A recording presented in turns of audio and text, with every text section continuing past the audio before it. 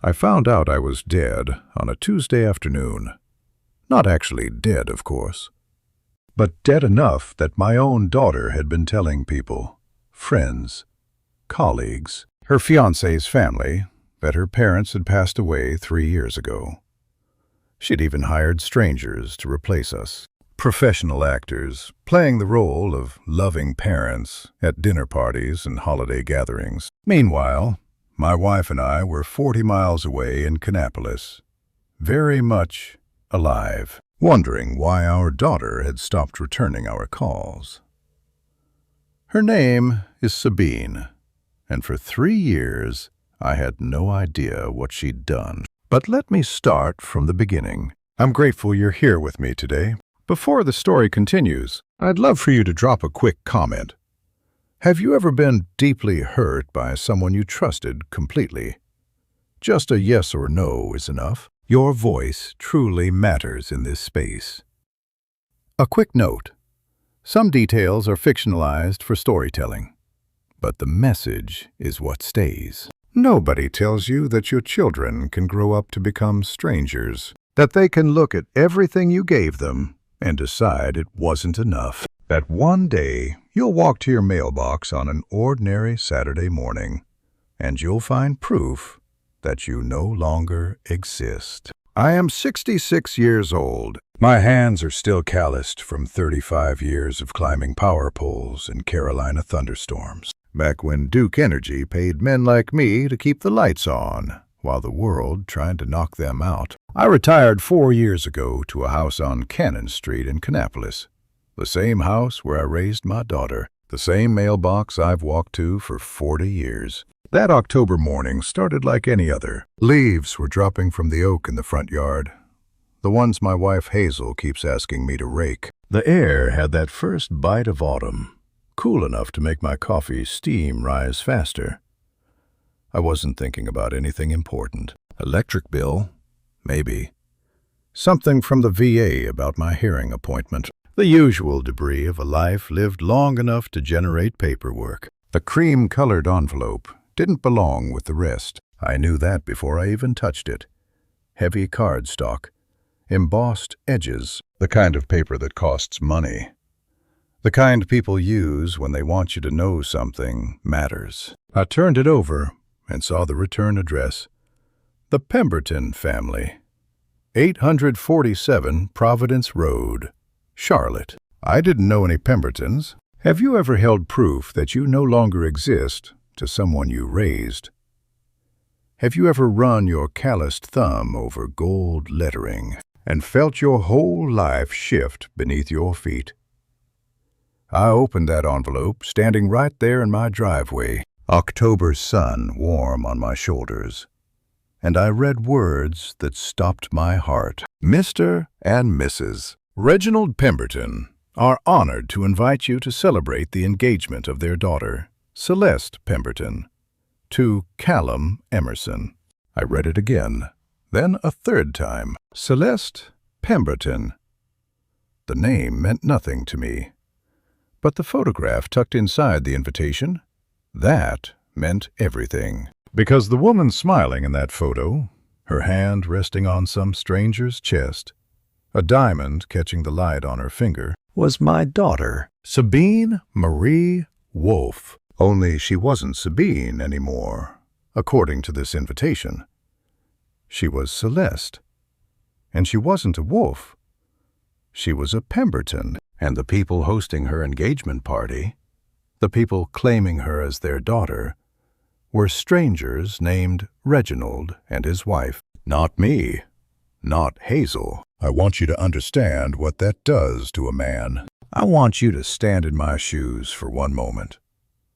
On that cracked driveway I've been meaning to reseal for 3 summers and feel what I felt. My daughter didn't just change her name.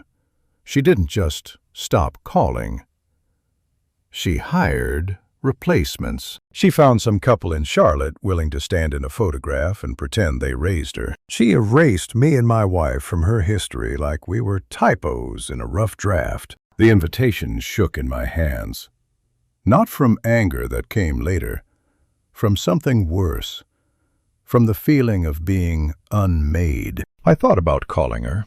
I still had her number, even though she hadn't answered in 3 years. I thought about driving to Charlotte right then, showing up at that Providence Road address, demanding an explanation. But what would I say? "Excuse me, I'm the father your daughter threw away. I'm the man who walked the floor with her when she had colic, who taught her to ride a bike on this very street, who sat in the front row at every school play and graduation. What do you say to someone who decided you were worth less than a lie?" The Pembertons. I turned that name over in my mind like a stone. Who were they? How much had my daughter paid them? Because this wasn't some spontaneous deception. This was planned. This was a production. An engagement party in Charlotte. Engraved invitations. A whole false family constructed to replace the real one. And here's the thing that will haunt me until I die. The invitation wasn't sent to me by accident. Someone wanted me to know. Someone on that guest list. Maybe Sabine herself. Maybe someone who knew the truth had slipped Vernon and Hazel Wolfe onto the mailing list. We weren't supposed to come. We were supposed to see. We were supposed to witness our own erasure. I stood there for a long time. Long enough for old Mrs. Dawson next door to wave at me from her porch, probably wondering why I was frozen like a statue. Long enough for a dog to bark 3 streets over and fall silent again. Long enough for the coffee in my kitchen to go cold. But I'm getting ahead of myself. You're probably wondering how a man ends up holding an invitation to his own daughter's engagement party as a ghost. How a father who did everything right, worked every day, never raised his hand, never strayed, ends up replaced by a stranger's named Pemberton. Let me tell you how we got here. Let me tell you about the night my daughter came home 3 years ago, looked at everything I had spent my life building, and told me it wasn't enough. That was the night I lost her. I just didn't know it yet. 3 years earlier, my daughter came home for the last time. I was stupid enough to think she wanted to see us. December 2022, the week before Christmas. Hazel had spent all morning making Sabine's favorite chicken and dumplings, the same recipe her grandmother taught her back when Kannapolis still had cotton mills. My wife is 64 years old, her silver hair pinned back the way she's worn it for 28 years working the serving line at A.L. Brown Elementary. She believed our daughter was coming home to make peace. I wanted to believe it too. Sabine pulled into the driveway at 6:15. I remember the exact time because I was watching from the window like a fool, waiting for the headlights. She drove a BMW, now white leather interior. The kind of car that costs more than I made in 2 years at Duke Energy. My daughter stepped out in a cashmere coat that probably cost more than our mortgage payment, and I noticed she didn't bring a suitcase. She wasn't planning to stay. She didn't hug us when she walked in, didn't comment on the dumplings, or the Christmas tree Hazel had decorated with ornaments Sabine made in elementary school. She sat down in my recliner, my chair, the one I'd sat in every night for 30 years, and she started talking numbers. "I need $50,000 for the wedding," she said. "It's not negotiable." $12,000. That was everything we had. Every penny Hazel and I had scraped together over 4 decades of work, set aside for emergencies, for medical bills, for the future that keeps getting more expensive. And to Sabine, it was nothing. "Honey," Hazel said, her voice already breaking, "that's more than we have. We've got 12,000 saved." "We could give you that? And maybe 12,000. Sabine laughed, not a real laugh, something cold. "Do you know what weddings cost in Charlotte? Do you have any idea what Callum's family expects?" I tried to explain. I told her about the roof that needed replacing, about Hazel's medication costs, about how we'd already cut back on everything we could cut. I offered her the $12,000, our entire savings, everything we could give without destroying the retirement we'd worked our whole lives for. Her face changed then. Something shifted behind her eyes, and I saw a stranger looking back at me. Not my daughter. Not the girl who used to fall asleep on my chest watching Saturday morning cartoons. Someone else entirely. "That's embarrassing," she said. $12,000. I can't have my friends know where I came from. I can't have Callum's family see. She gestured at the living room, at the worn carpet, at Hazel's ceramic nativity set on the mantel. This. I have climbed power poles in ice storms. I've had my heart stopped during a lightning strike and been revived by a coworker on a muddy roadside. Nothing prepared me for watching my daughter look at our home. The home where we raised her, where we loved her, where we gave her everything we had, and call it embarrassing. "Sabine," I said, and my voice came out steadier than I expected. "We're your parents. This is your home. If you can't invest in my future," she said, standing up and grabbing her purse, "then you're not part of it." She walked out. No goodbye, no hesitation, no look back at her mother crying on the couch or her father standing frozen by the window. The BMW's taillights disappeared down Cannon Street, and that was the last time I saw my daughter in person. The silence started that night and didn't stop for 3 years. Birthday cards came back stamped, "Return to sender." Phone calls went straight to voicemail. Not the kind that's full, the kind that's been blocked. Hazel wrote letters every month for the first year, then every few months, then stopped when her hands started shaking too much to hold the pen. Christmas came 4 times. Each year, Hazel set a place at the table for Sabine. Each year, the plate stayed empty. I watched my wife age a decade in those 3 years. The light went out of her in pieces, like a house losing power room by room. She stopped gardening, stopped calling her sisters, started sitting by the window in the evenings, just watching the street, waiting for headlights that never came. And I told myself it was temporary, that Sabine needed space, that she'd grow up, realize what she'd thrown away, come back when she was ready. I told myself the silence was the worst of it, that nothing could hurt more than being forgotten by your own child. 3 years of silence.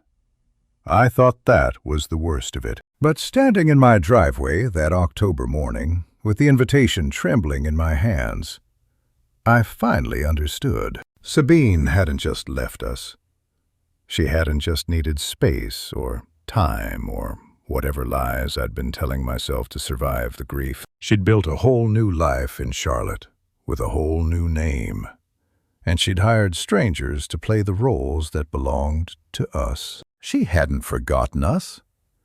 She'd replaced us. And somewhere in that city, 2 people I'd never met were getting ready to host my daughter's engagement party, smiling in photographs, pretending they'd raised her, while Hazel and I sat in Kannapolis with our $12,000 and our returned birthday cards, erased from existence. Grief has a schedule. It wakes when you do, sits across from the empty chair at breakfast, and follows you into the garden where nothing grows the way it used to. That October morning, 2 days after finding the invitation, I still hadn't told Hazel. The envelope sat in my nightstand drawer like a grenade with a loose pin. I made coffee at 6, same as always.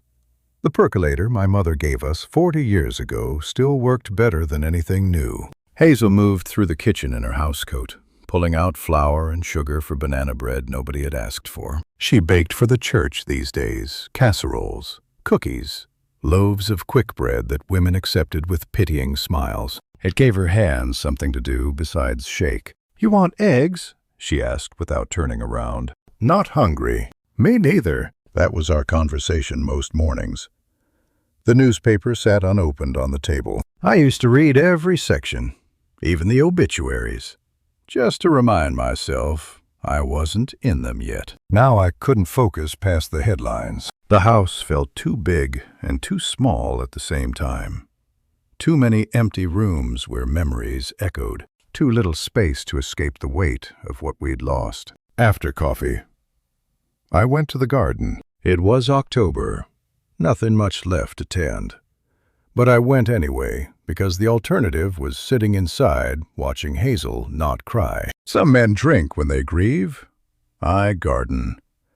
Same result. You end up with something bitter. I used to grow tomatoes the size of my fist. Cherokee purples that won ribbons at the county fair. Brandywine so sweet, Hazel would slice them raw and eat them standing over the sink. Now everything came up small and hard. The peppers grew twisted. The squash rotted before ripening. Even the dirt seemed tired, like it had given up on producing anything worth the trouble. I was pulling dead vines from the tomato cages when I heard the truck. Didn't need to look up.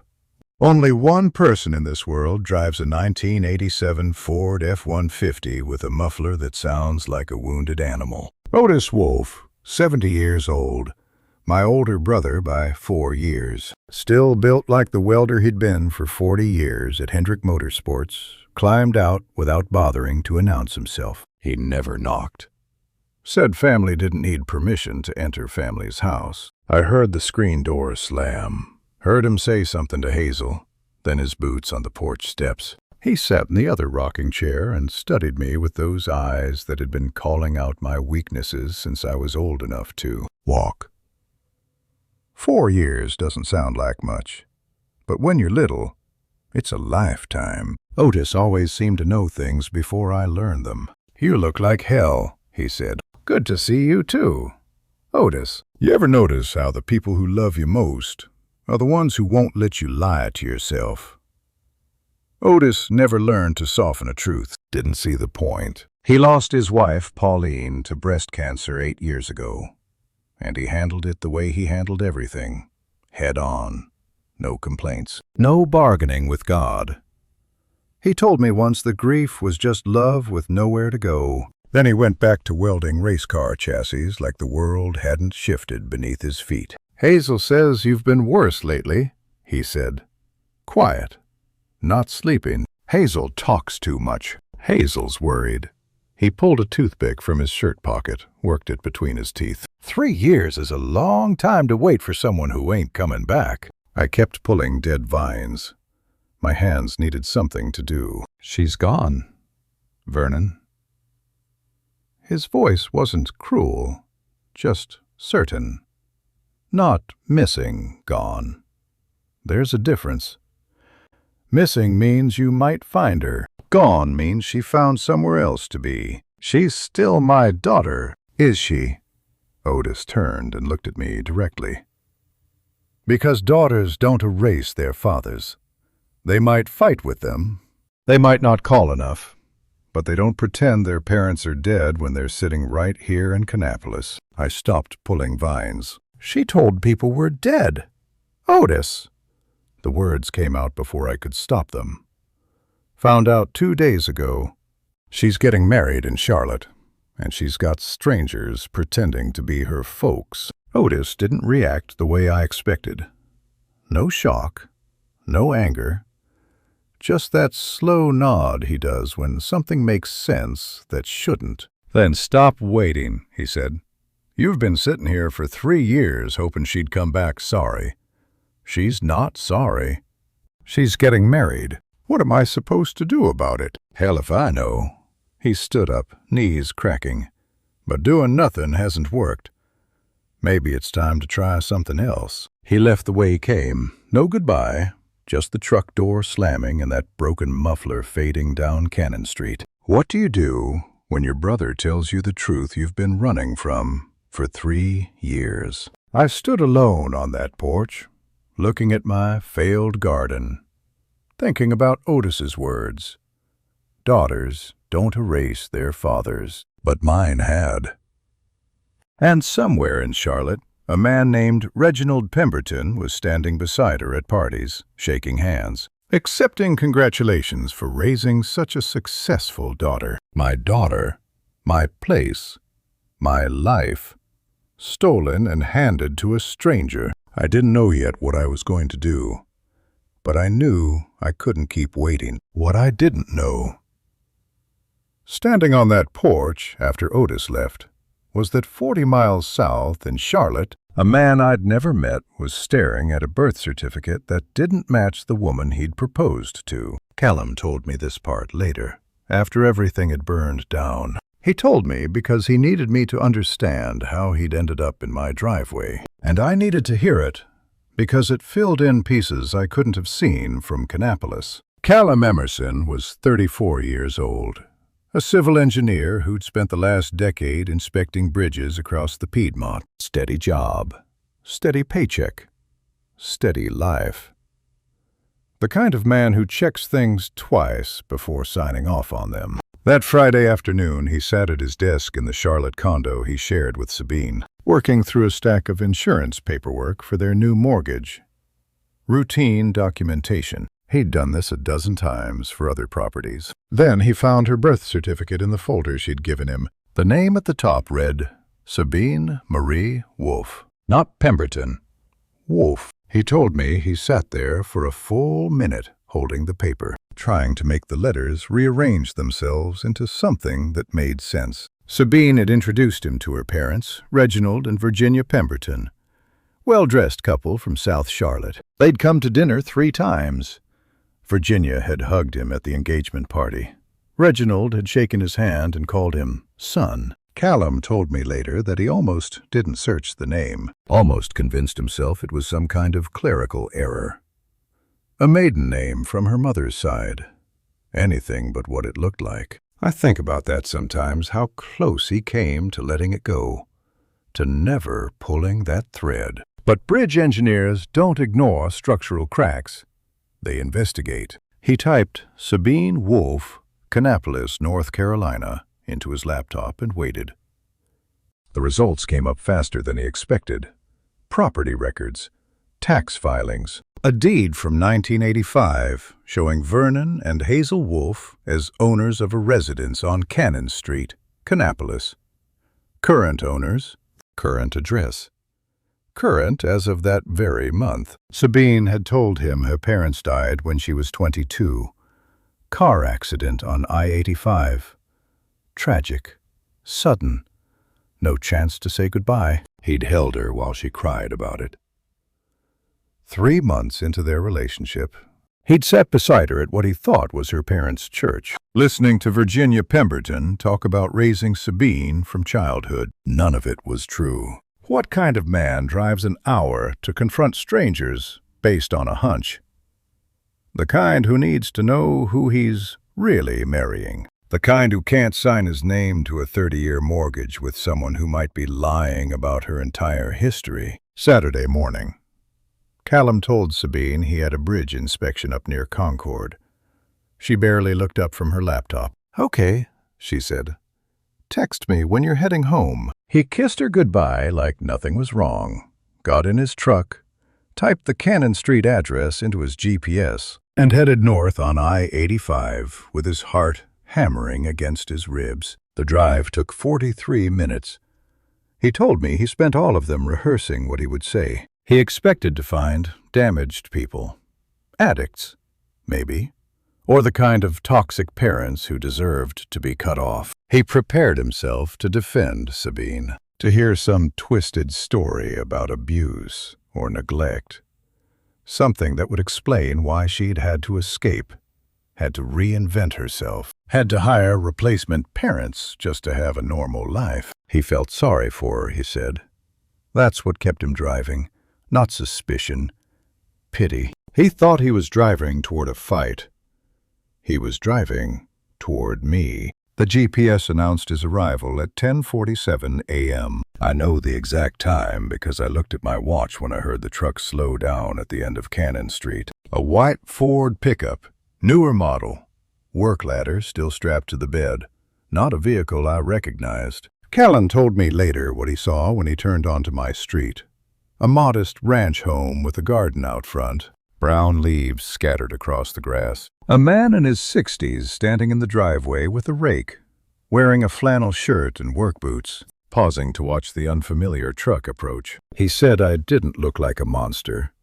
I looked like someone's grandfather. He said the house didn't look like a place someone would need to escape. It looked like the kind of house where Christmas lights went up the week after Thanksgiving and came down in January. The kind of house where someone had planted mums along the walkway, red and orange and yellow, and actually bothered to water them. He pulled into my driveway and sat there with the engine running, trying to figure out what to say to the dead man raking leaves. I remember watching him through the windshield. Young guy, clean-cut, the kind of face that would have gotten picked first for team sports in high school.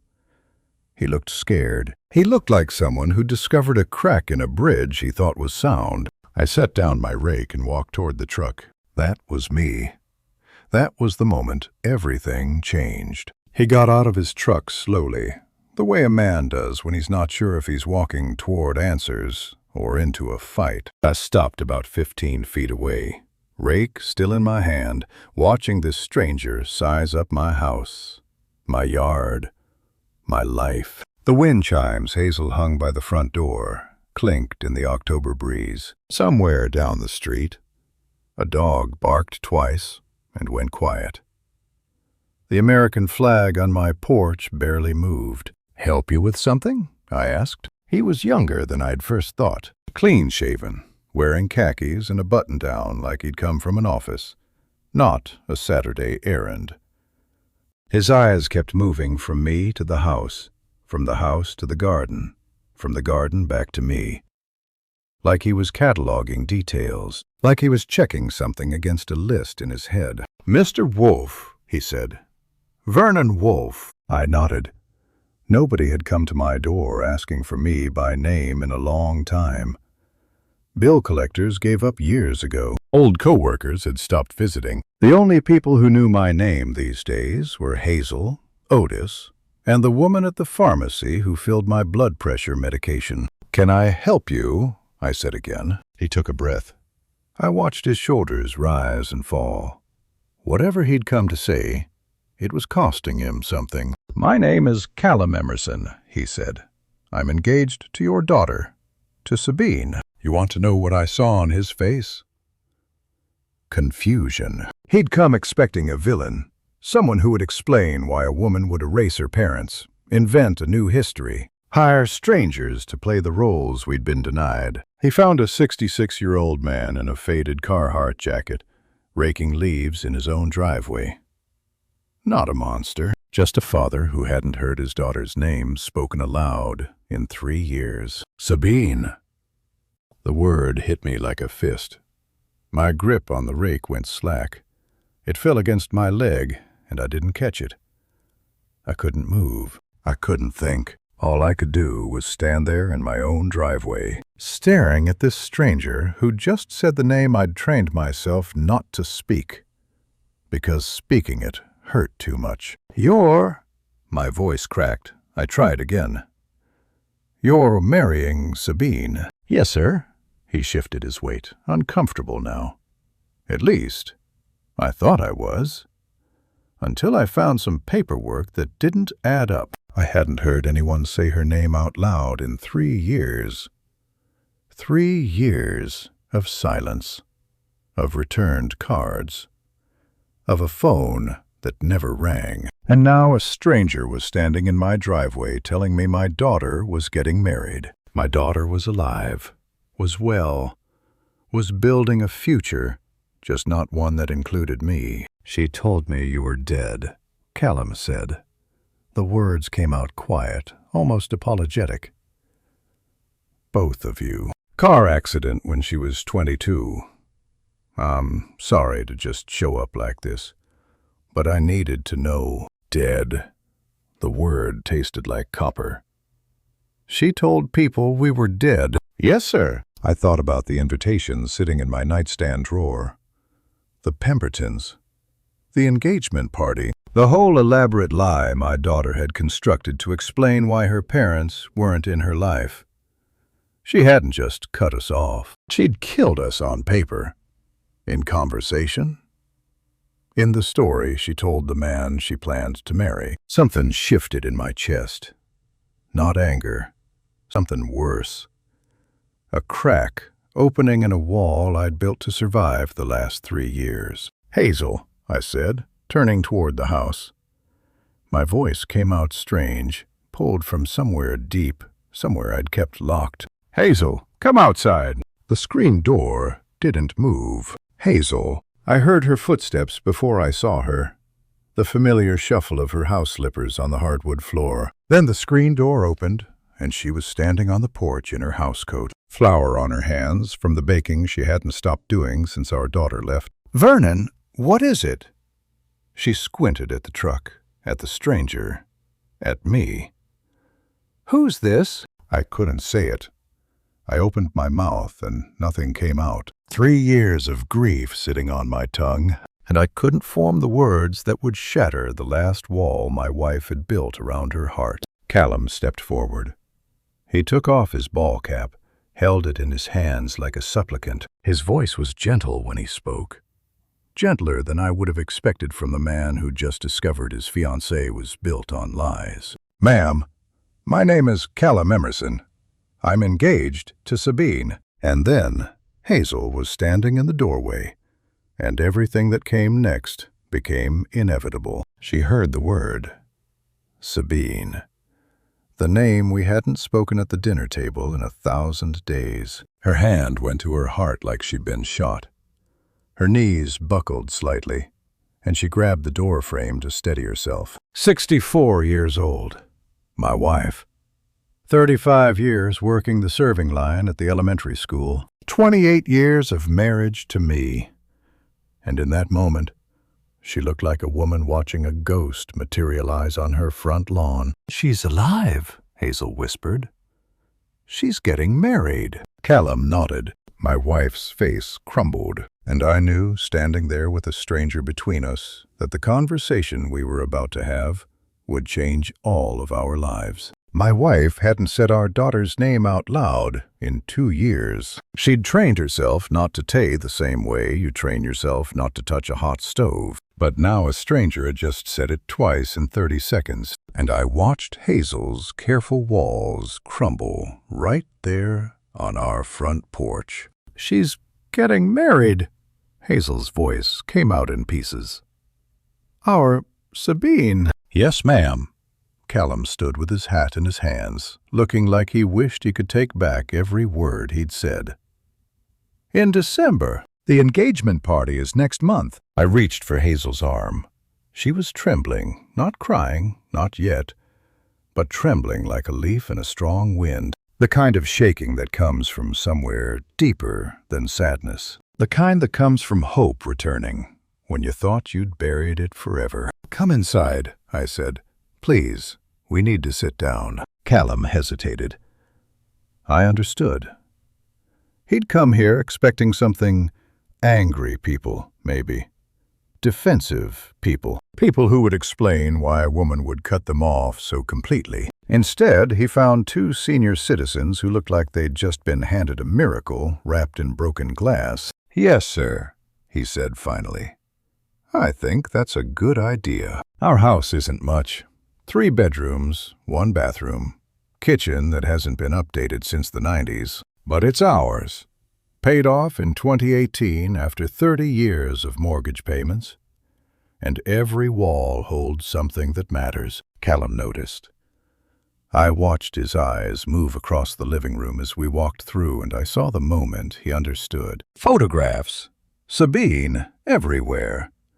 Her 1st grade school portrait with the missing front teeth. Her 8th grade graduation. Standing between me and Hazel in front of A.L. Brown Middle School. Her high school prom. That ridiculous pink dress she'd insisted on. Her college graduation at UNC Charlotte. Mortarboard slightly crooked. Smile so wide it took up half her face. You want to know what hope looks like after 3 years of silence. It looks like my wife pouring coffee with hands that won't stop shaking. Hazel went straight to the kitchen like she was on autopilot. The routine steadied her coffee maker. Filters.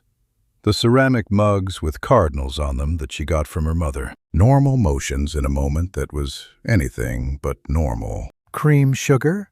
she asked Callum. "Black is fine, ma'am." "Hazel," she set a mug in front of him. "Call me Hazel." We sat at the kitchen table, the same table where Sabine had done her homework for 12 years. The same table where she'd eaten 1,000 dinners, where she'd announced she got into UNC Charlotte, where she'd told us about her new job in the city. That kitchen table had held 1,000 family meals. Now it was about to hold the weight of everything we'd lost. "I didn't come to accuse anyone," Callum said. He wrapped his hands around the coffee mug, like he needed something to hold. "I want you to know that. I came because something didn't add up. And I need to understand before I—" He stopped, started again. "And I need to know the truth before I marry your daughter." Hazel looked at me. I looked back. 3 years of silence. 3 years of wondering what we'd done wrong. 3 years of grief so heavy it had reshaped both of us. And now a stranger sat at our table, asking questions we'd asked ourselves 1,000 times. "What do you want to know?" I asked. "Why, she told me you were dead." "Dead?" She told him we were dead. The word landed on that kitchen table like a stone dropped in still water. I felt the impact in my chest. Hazel set her coffee cup down very slowly, like she was afraid if she moved too fast she might shatter. I'd known about the replacement parents. The invitation had made that clear, but hearing it confirmed, hearing that our daughter hadn't just abandoned us, hadn't just replaced us, but had killed us off entirely in the story she told the man she loved that was something different. "She said it was a car accident," Callum continued. His voice was quiet now, almost apologetic. "I 85 about 10 years ago. She said she was 22. Said she had to rebuild her whole life after losing you both." Hazel made a sound, not quite a word, just a sound, small and hurt, like something had broken inside her. "She cried about it," Callum said. 3 months into our relationship. Told me she still had nightmares about the call. Told me she blamed herself for not visiting more before it happened. He looked down at his coffee.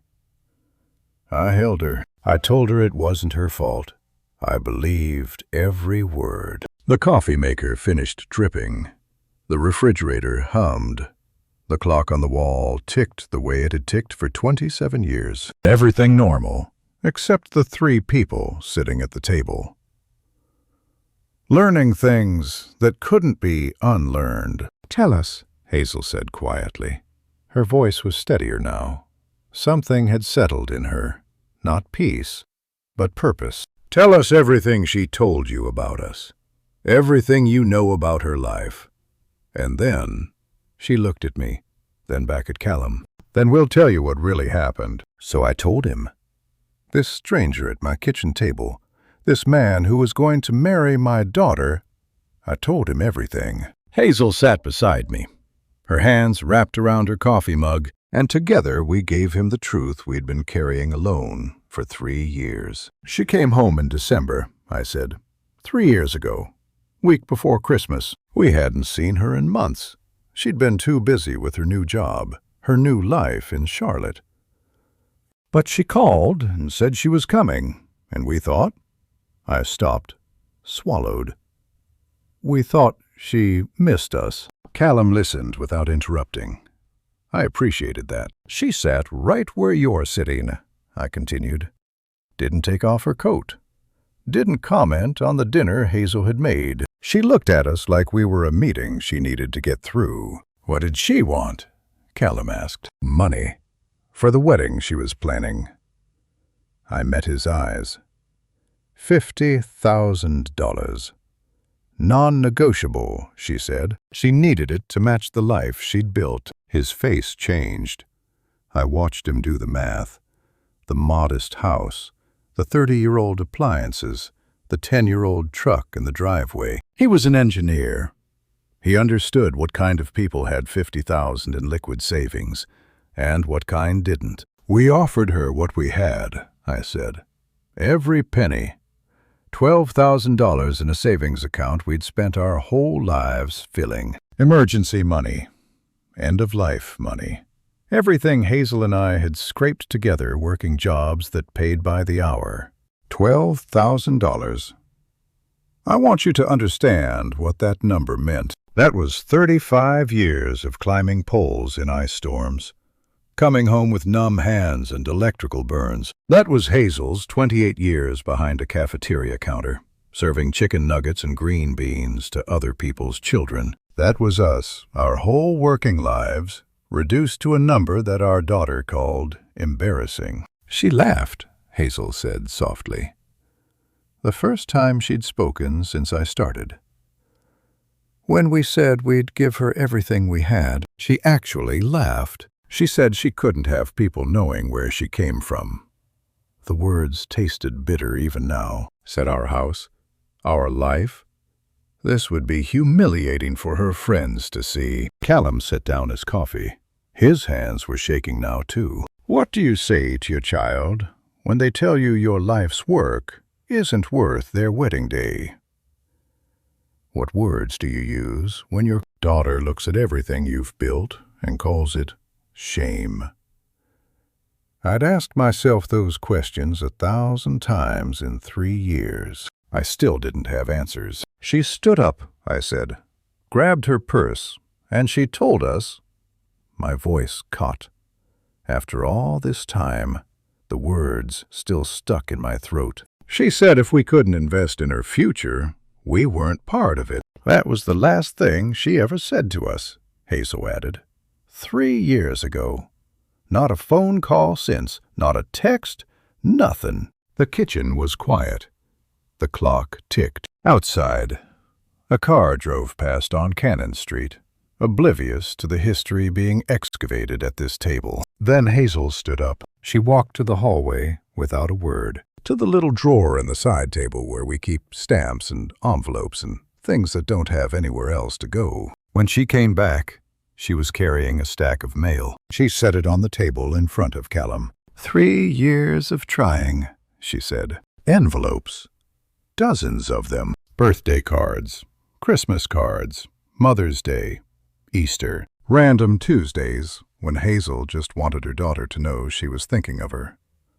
All sealed. All addressed to Sabine at various addresses in Charlotte, apartments we'd tracked down, forwarding addresses we'd found, and every single one stamped in red ink, return to sender. Callum didn't say anything. He just stared at those red stamps like he was reading a different kind of death certificate. She didn't just cut us off, I said quietly. She made sure we knew it. Every card we sent came back. Every attempt to reach her, rejected. She didn't want us to wonder if maybe the mail got lost. She wanted us to know that she was choosing not to read what we wrote. Callum reached out and picked up one of the envelopes. I watched his face as he read the address. Then he went pale. This is... He stopped, turned the envelope over, looked at the stamp, at the date. This is my address. Our apartment. Hazel nodded. She's been returning your cards from... He couldn't finish. He set the envelope down like it burned his fingers. From the apartment where he slept beside her every night. From the home they shared. Where he made her coffee in the morning and kissed her goodbye before work. She'd taken her mother's cards, stamped them, return to sender, and dropped them back in the mail without ever mentioning that her parents were trying to reach her. Callum sat there with the evidence spread before him. Birthday wishes Hazel had written through tears. Christmas cards with photos of our empty house. Love sealed in envelopes and sent into the void. Returned without ever being opened. His phone buzzed in his pocket. He pulled it out automatically, the way you do when you're not thinking. Looked at the screen, and something in his face hardened into stone. "It's from Sabine," he said slowly. "She wants to know if I'm excited for dinner tonight. With her parents." The timing couldn't have been crueler if someone had planned it. Callum was still holding one of Hazel's returned envelopes when his phone lit up with Sabine's name. He read the message. His face went white. Then, without a word, he turned the screen toward us. The text read, "My parents are so excited to meet your family at dinner tonight. Mom's already planning what to wear." My parents. Mom. I read those words while sitting across from the woman who'd carried Sabine for 9 months, who'd walked the floor with her through colic and teething, who'd driven her to ballet lessons and softball practice and 100 school events. The woman who'd baked banana bread every week for 3 years, hoping her daughter might walk through the door. "She just sent this," Callum said. His voice was hollow.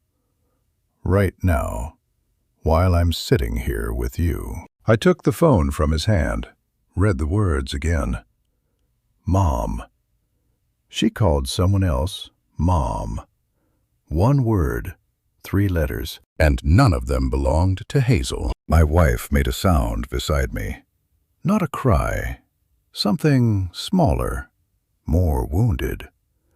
The sound of a blade going in where she'd already been cut. "Who are these people?" I asked.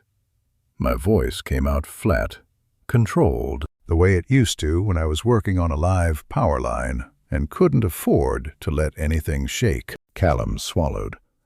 "Reginald and Virginia Townsend.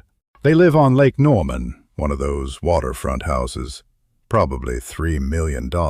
Reginald was regional president at First Citizens Bank before he retired. Sabine managed their accounts when she first got promoted at the financial firm. And they're pretending to be her parents. They've been at every Charlotte function for the last 6 months." Callum's hands were shaking now. "Charity galas, country club dinners. They stood beside her at our engagement party. Virginia made a toast about watching her daughter grow into such a successful woman. I want you to understand what it means to hear that your daughter told people you died in a car accident. It means she thought about you, decided what kind of death to give you, and chose to invent a tragedy specific, detailed, complete with grieving, rather than simply say you'd grown apart. It means she sat down with the story the way a writer sits down with a draft, crossing out options until she found the one that worked best. Murder by narrative. That's what she'd done. She'd killed us in a story and made everyone believe it. She introduced me to them 6 months ago," Callum continued. "Said they'd raised her after her parents passed. Said they took her in, loved her like their own." "Passed," Hazel whispered. "She said we passed." "Yes, ma'am. Car accident on I-85. She said she was 22 when it happened." Hazel looked at me. I looked at the phone in my hand. The text message still glowed on the screen. Cheerful and casual. "My parents are so excited. I've spent my life working with electricity. I know what it looks like when something that was dormant suddenly carries a charge. I know the moment when a dead wire becomes live.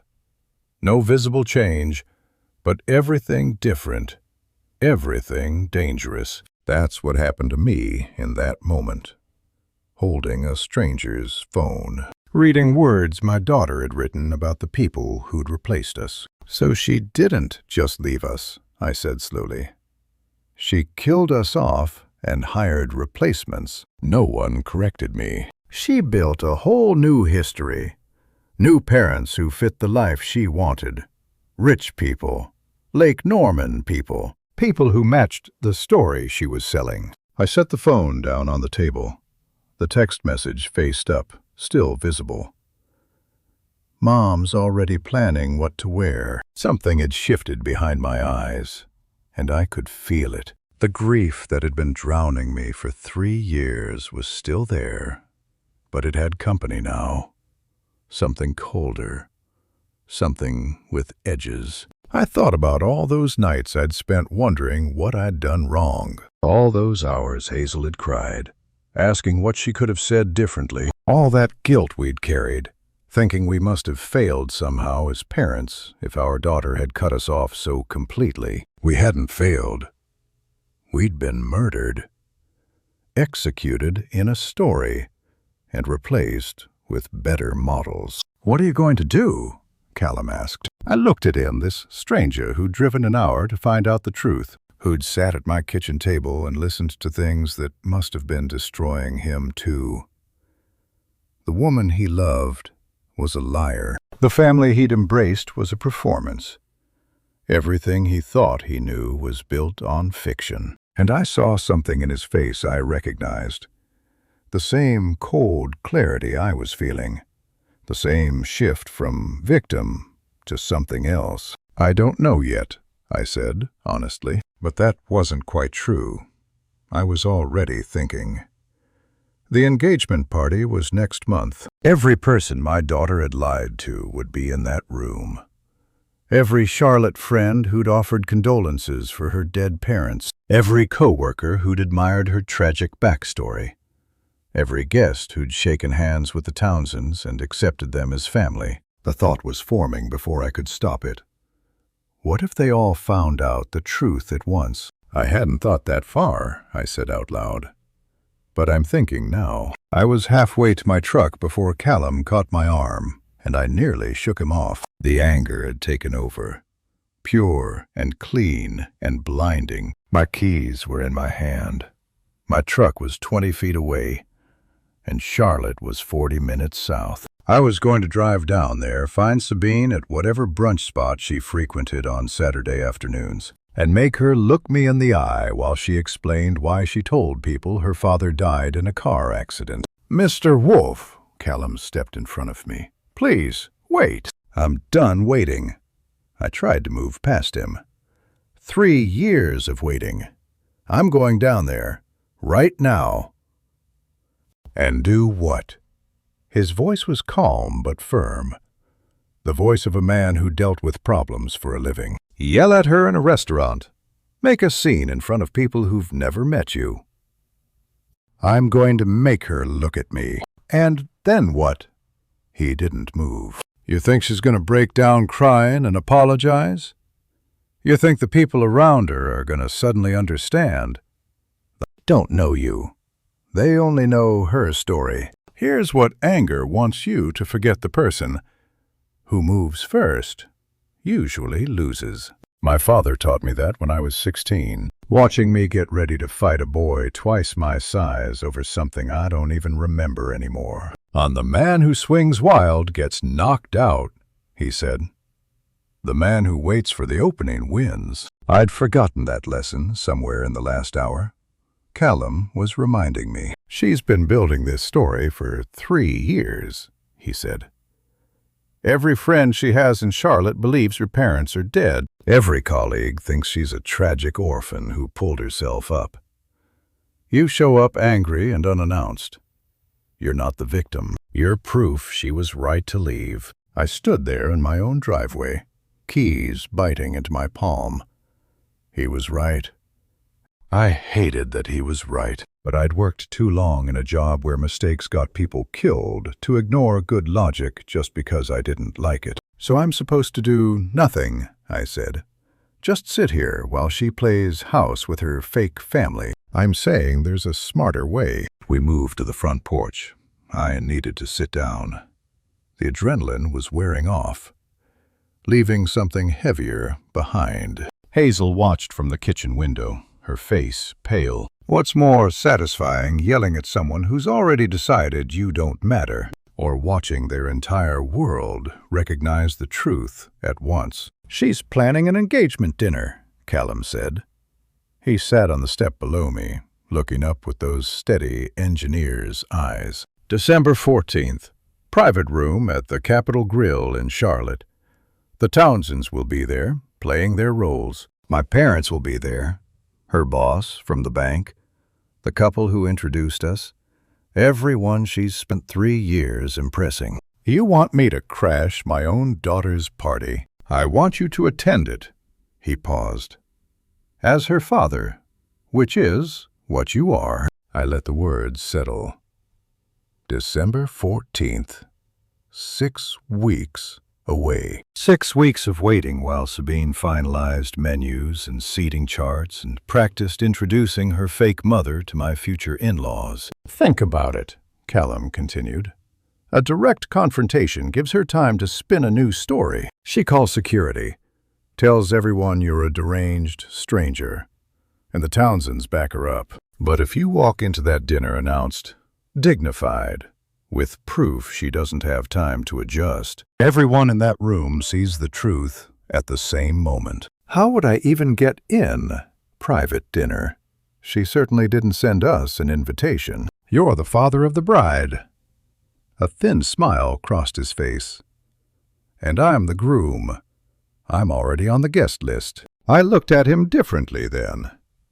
This wasn't just a man who'd stumbled onto an uncomfortable truth about his fiancée. This was someone who'd already started thinking 3 moves ahead. You've been planning this, I said. I've been thinking about it since I found that birth certificate. He shrugged. I'm an engineer. I build bridges. But before you build anything, you have to understand the load it needs to carry. I needed to meet you. Needed to know if the story she told was true. And now I know it isn't. And I think you deserve to tell your side in the room where she's telling hers. I've climbed poles in lightning storms. I know when to move fast and when to wait for the charge to pass. Sometimes the smartest thing you can do is hold still while the current runs through everything around you. And only move when you've found the safe path down. I put my keys back in my pocket. I sat down on the porch step beside the man who was supposed to marry my daughter. The anger was still there.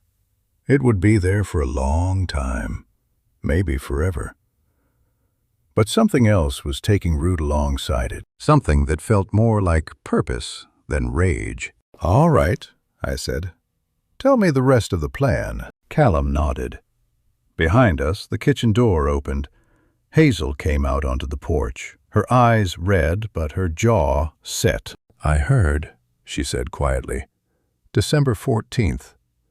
Tell me what I need to do. How do you plan an ambush when the person you're ambushing thinks they've already won? Hazel stood on the porch with her jaw set and her eyes still red.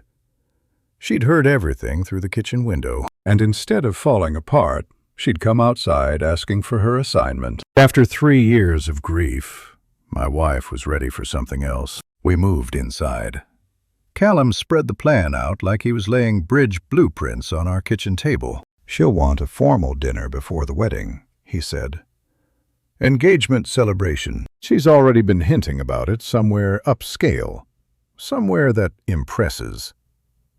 I'll suggest the Capital Grille, private room. December 14th, a Saturday. The Townsends will be there, I said.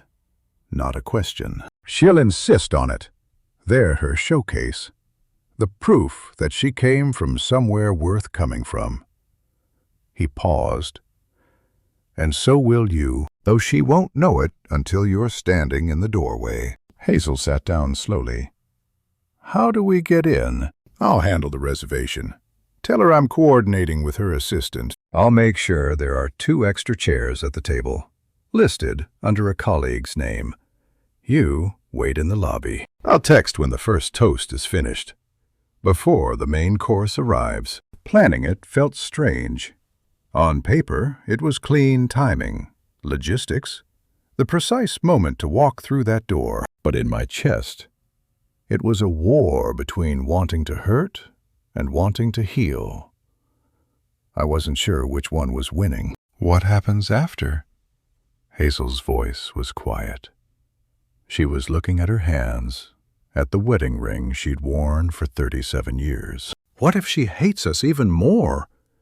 What if this destroys any chance we ever had of— Of what? I asked gently. Of having her back. The kitchen went silent. The refrigerator hummed. Outside, a dog barked somewhere down Cannon Street. She's already decided we don't exist, I said finally. She told the man she's marrying that we died in a car accident. She returned every letter you sent without opening them. I took her hand. Oh, what's left to lose, Hazel? What could we possibly destroy that she hasn't already destroyed herself? Hazel didn't answer, but she didn't argue either. She just held my hand tighter and looked at Callum with eyes that had made a decision. I'll need something to wear, she said. Something nice. Something a mother of the bride would wear. That's when the screen door banged open. Otis walked in like he always did. No knock, no announcement. Just 70 years of believing family didn't need permission. He saw Callum at the table, saw our faces, and crossed his arms over his chest. What'd I miss? Otis looked at Callum the way he looks at everyone, like he's deciding whether to shake your hand or put you through a wall. Callum handled it well. He stood up, extended his hand, and introduced himself. I'm Callum Emerson, engaged to Sabine. Was engaged, Otis said, not taking the hand. Probably. We'll see. He looked at me. What's going on, Vernon? So we told him.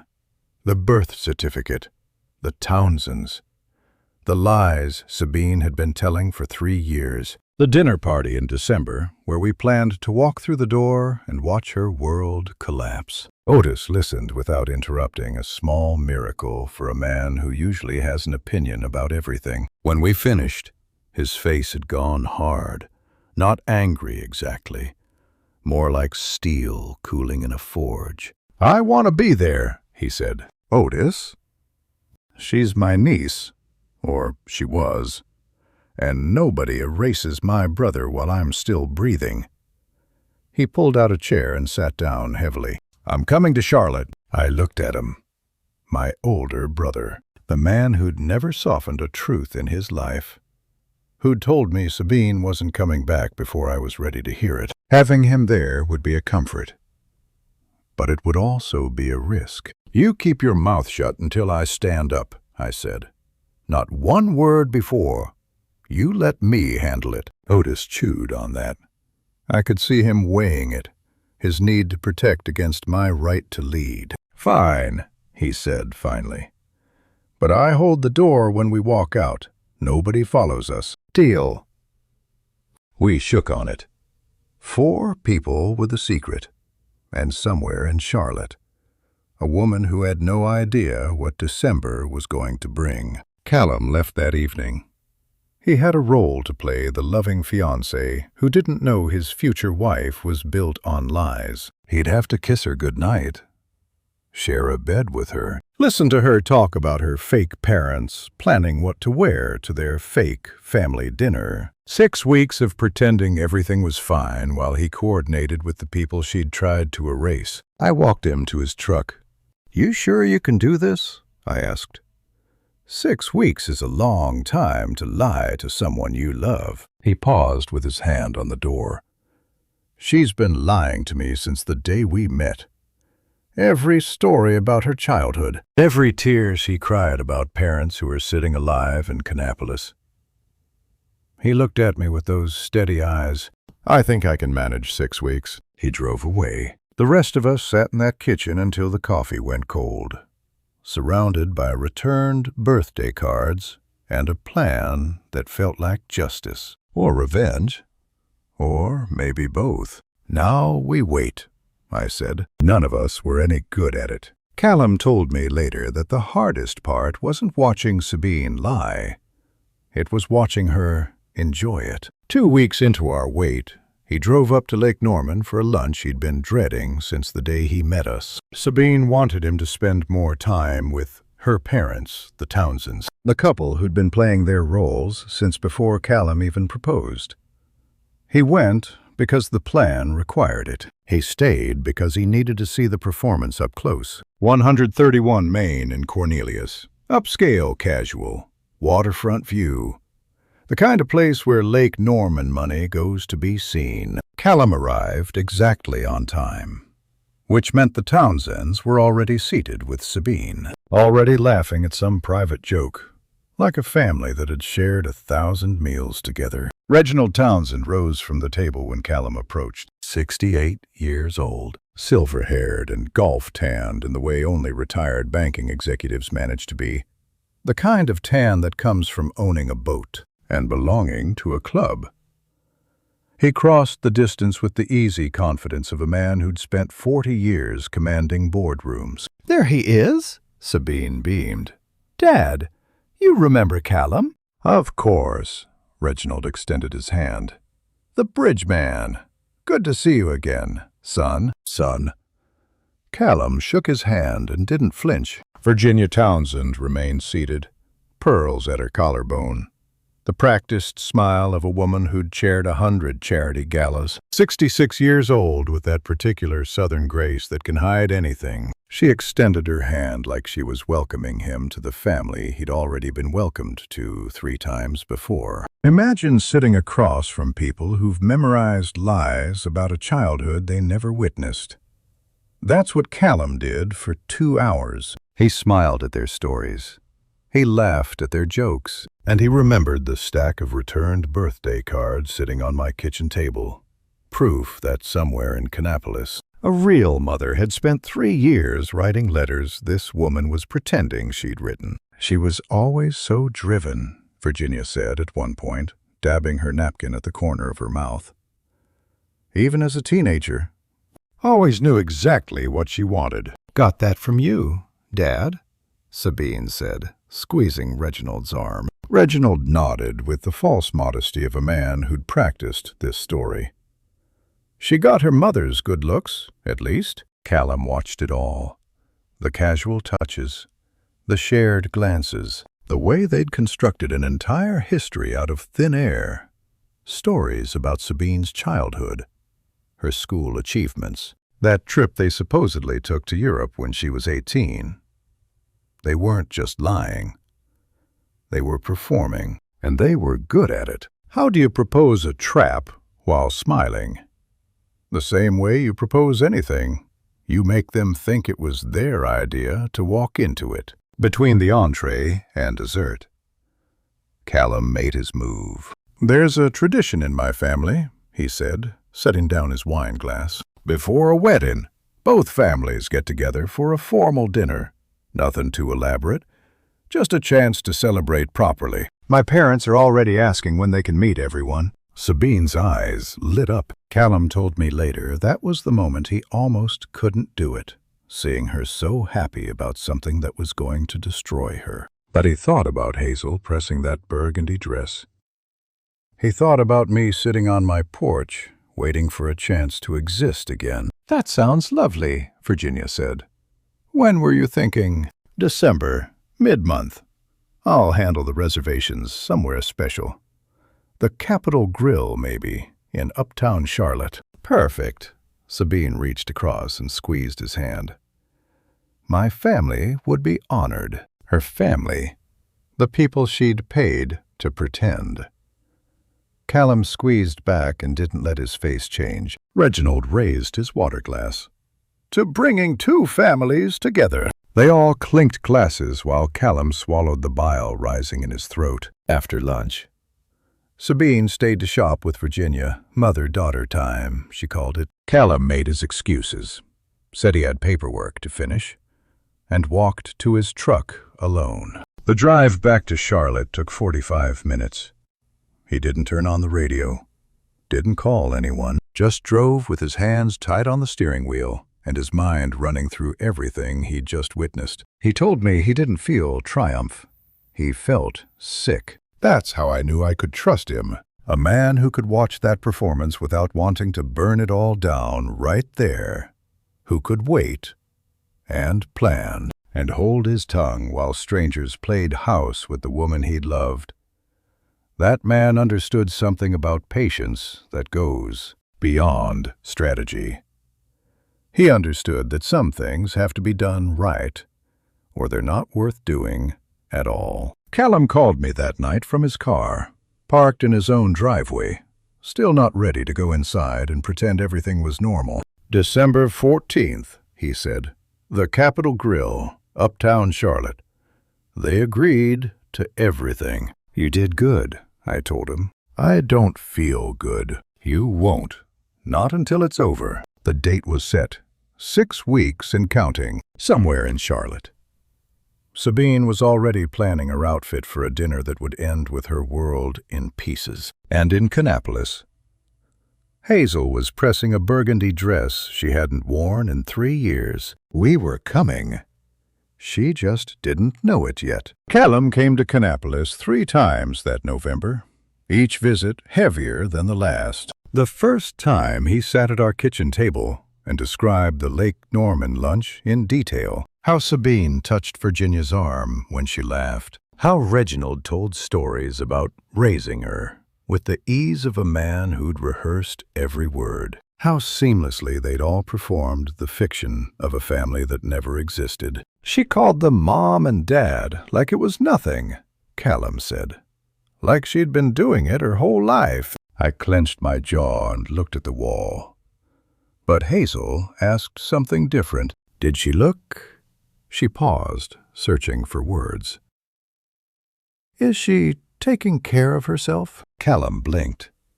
He'd been prepared for anger. He wasn't prepared for that. She looked good, Mrs. Wolfe. His voice softened.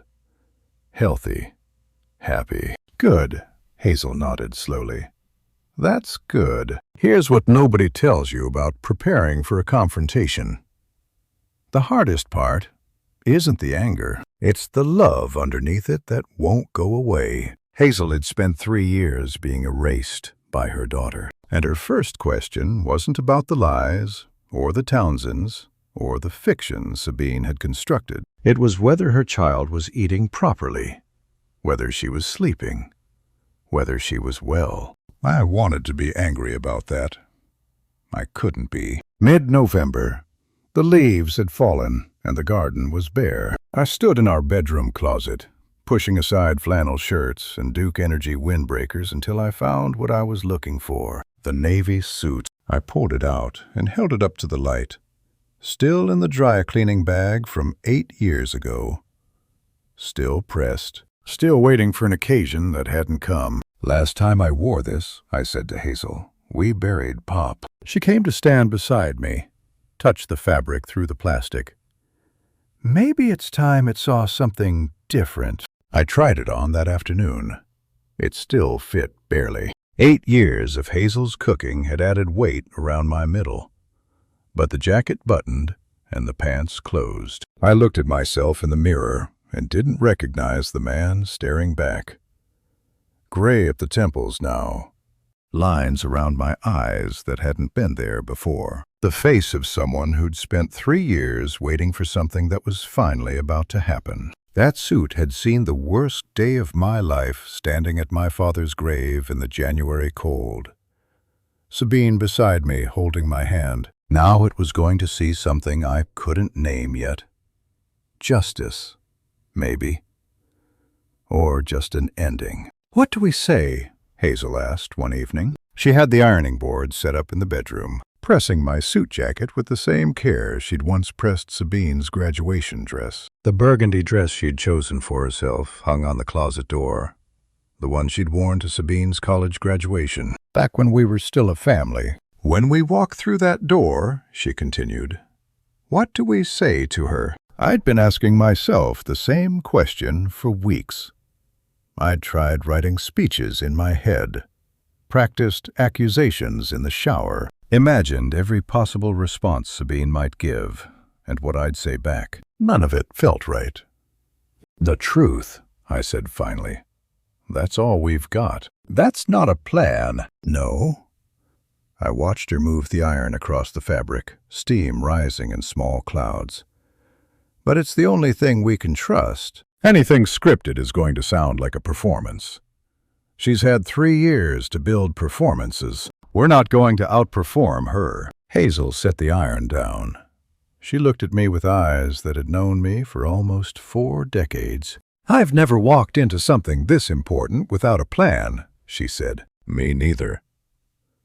And you think that's better? Just trust in ourselves to say the right thing in the moment? I thought about all the emergencies I'd handled in 35 years on power lines. storms that knocked out half a county, live wires down across roads. Situations where thinking too much meant moving too slow. Sometimes the best thing you could do was trust your training and let instinct take over. "I think our daughter has forgotten who we are," I said. "And I don't know if there's a right thing to say that will make her remember. But I know that we raised her, and we loved her, and we're still here. That's the truth. If that's not enough—" I stopped. "If that's not enough, then nothing would have been." Hazel hung the pressed suit on the closet door. It looked like it was waiting for something. So were we. The burgundy dress hung beside it. 2 outfits for a party we weren't invited to, pressed and ready for a moment that would either give us our daughter back or lose her forever. We stood there looking at them. These costumes for a confrontation neither of us had ever imagined having. December 14th was 3 weeks away, and then my phone rang. Callum's name on the screen. The 3rd visit that week. But this time he wasn't coming in person.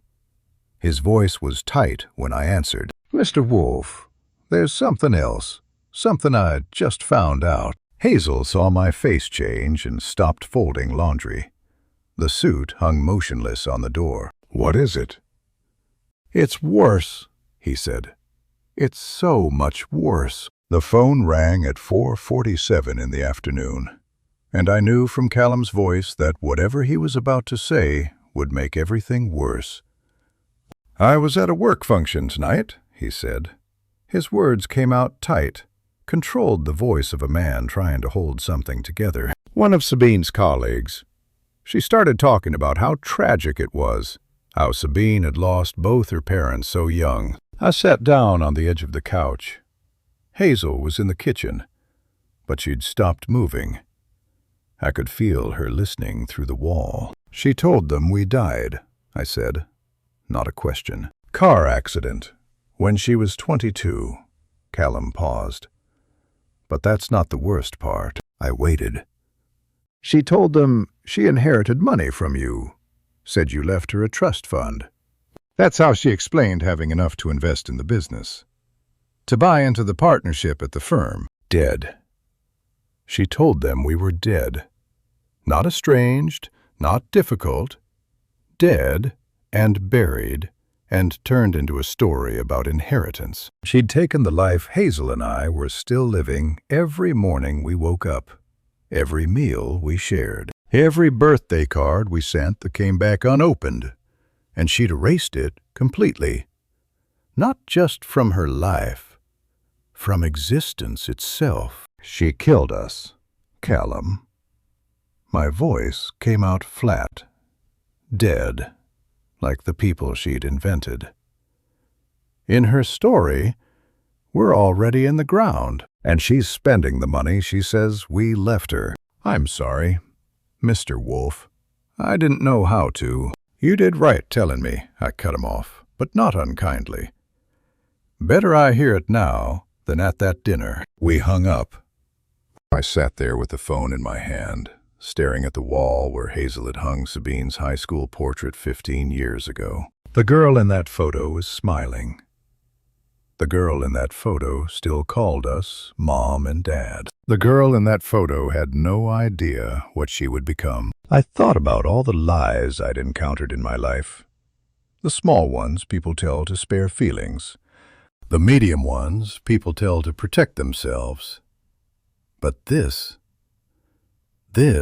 was architecture. She'd built a whole false history, complete with tragedy and inheritance and the convenient absence of people who might contradict her. She'd killed us so thoroughly that strangers offered condolences. She'd monetized our deaths without us having the decency to actually die. Before I tell you what happened next, before I show you what this did to Hazel, I need you to understand something. If you're still with me at this point, comment one word for what you're feeling right now. Because what comes next rewrites everything. A quick note, the next part includes some fictionalized details to deepen the emotional impact.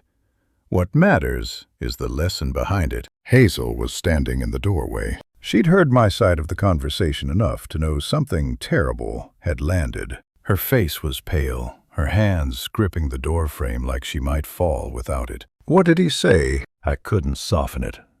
There was no way to wrap this in anything gentle. She told everyone we died, I said. Car accident. Said she inherited money from us. Hazel didn't move, didn't speak, didn't cry. She just went very, very still. I've been married to this woman for 37 years. I've seen her grieve her mother, her father, 2 miscarriages we never talk about. I've seen her break down over small things and hold steady through earthquakes. But I'd never seen this complete shutdown of everything that makes a person animate. Hazel. She didn't respond. Hazel, say something. She turned and walked toward the back door. Where are you going? No coat. No sweater. She walked out into the November afternoon in her house dress and slippers, and I watched through the window as she crossed the yard to the garden, where nothing grows this time of year. My wife stood in a dead garden in November without a coat, and I understood then that some wounds don't make noise when they open. She didn't move, didn't pace, just stood there in the cold with her arms wrapped around herself, looking at the bare dirt where her tomatoes used to grow. The wind cut across the yard, and I could see her shivering. But she didn't come inside. I stood at that window for 10 minutes. I thought about going out there, putting my jacket around her shoulders, bringing her back inside where it was warm. But something told me she needed this, needed to stand in the cold and feel something outside herself, something that matched what was happening inside. And while I watched her, I made a decision. Whatever happened at that December dinner, I wasn't going there for reconciliation anymore. I wasn't going there hoping Sabine would cry and apologize and beg us to forgive her. I wasn't even going there for justice. Not the kind that makes things right. I was going there to resurrect us, to stand in front of everyone she'd lied to and prove we were still alive, to let them see the parents she'd buried while we were still breathing, to make her face the truth she'd been running from for 3 years. Hazel finally came inside when the sun started to set.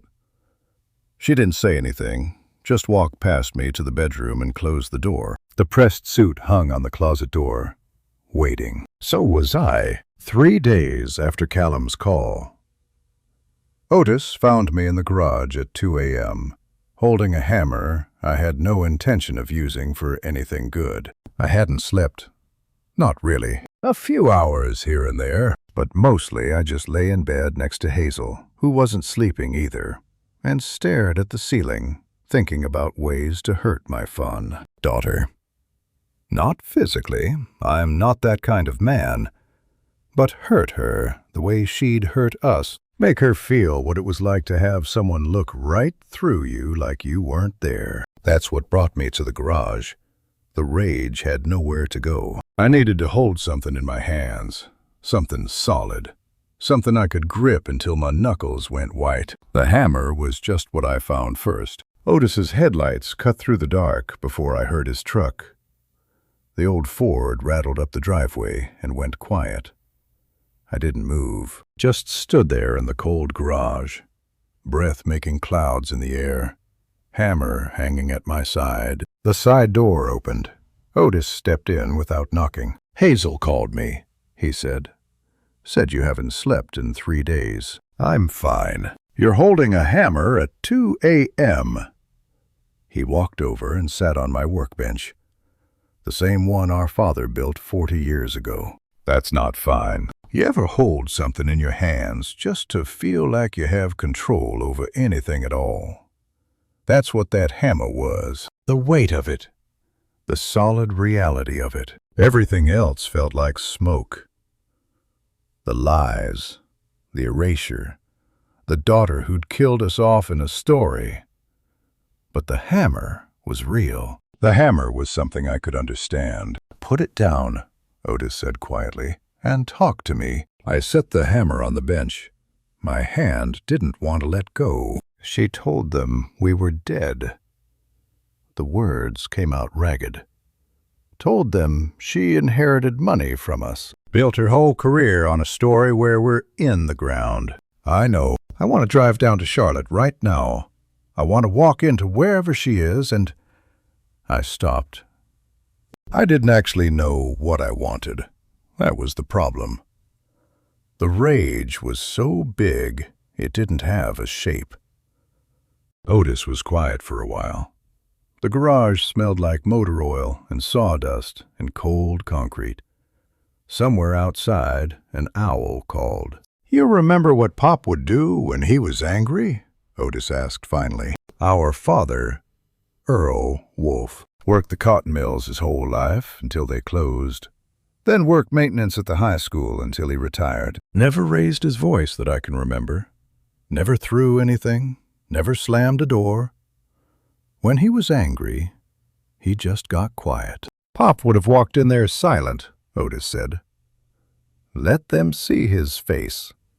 That's it. Pop never had his daughter tell the world he was dead. No, Otis met my eyes. But he knew something about dignity.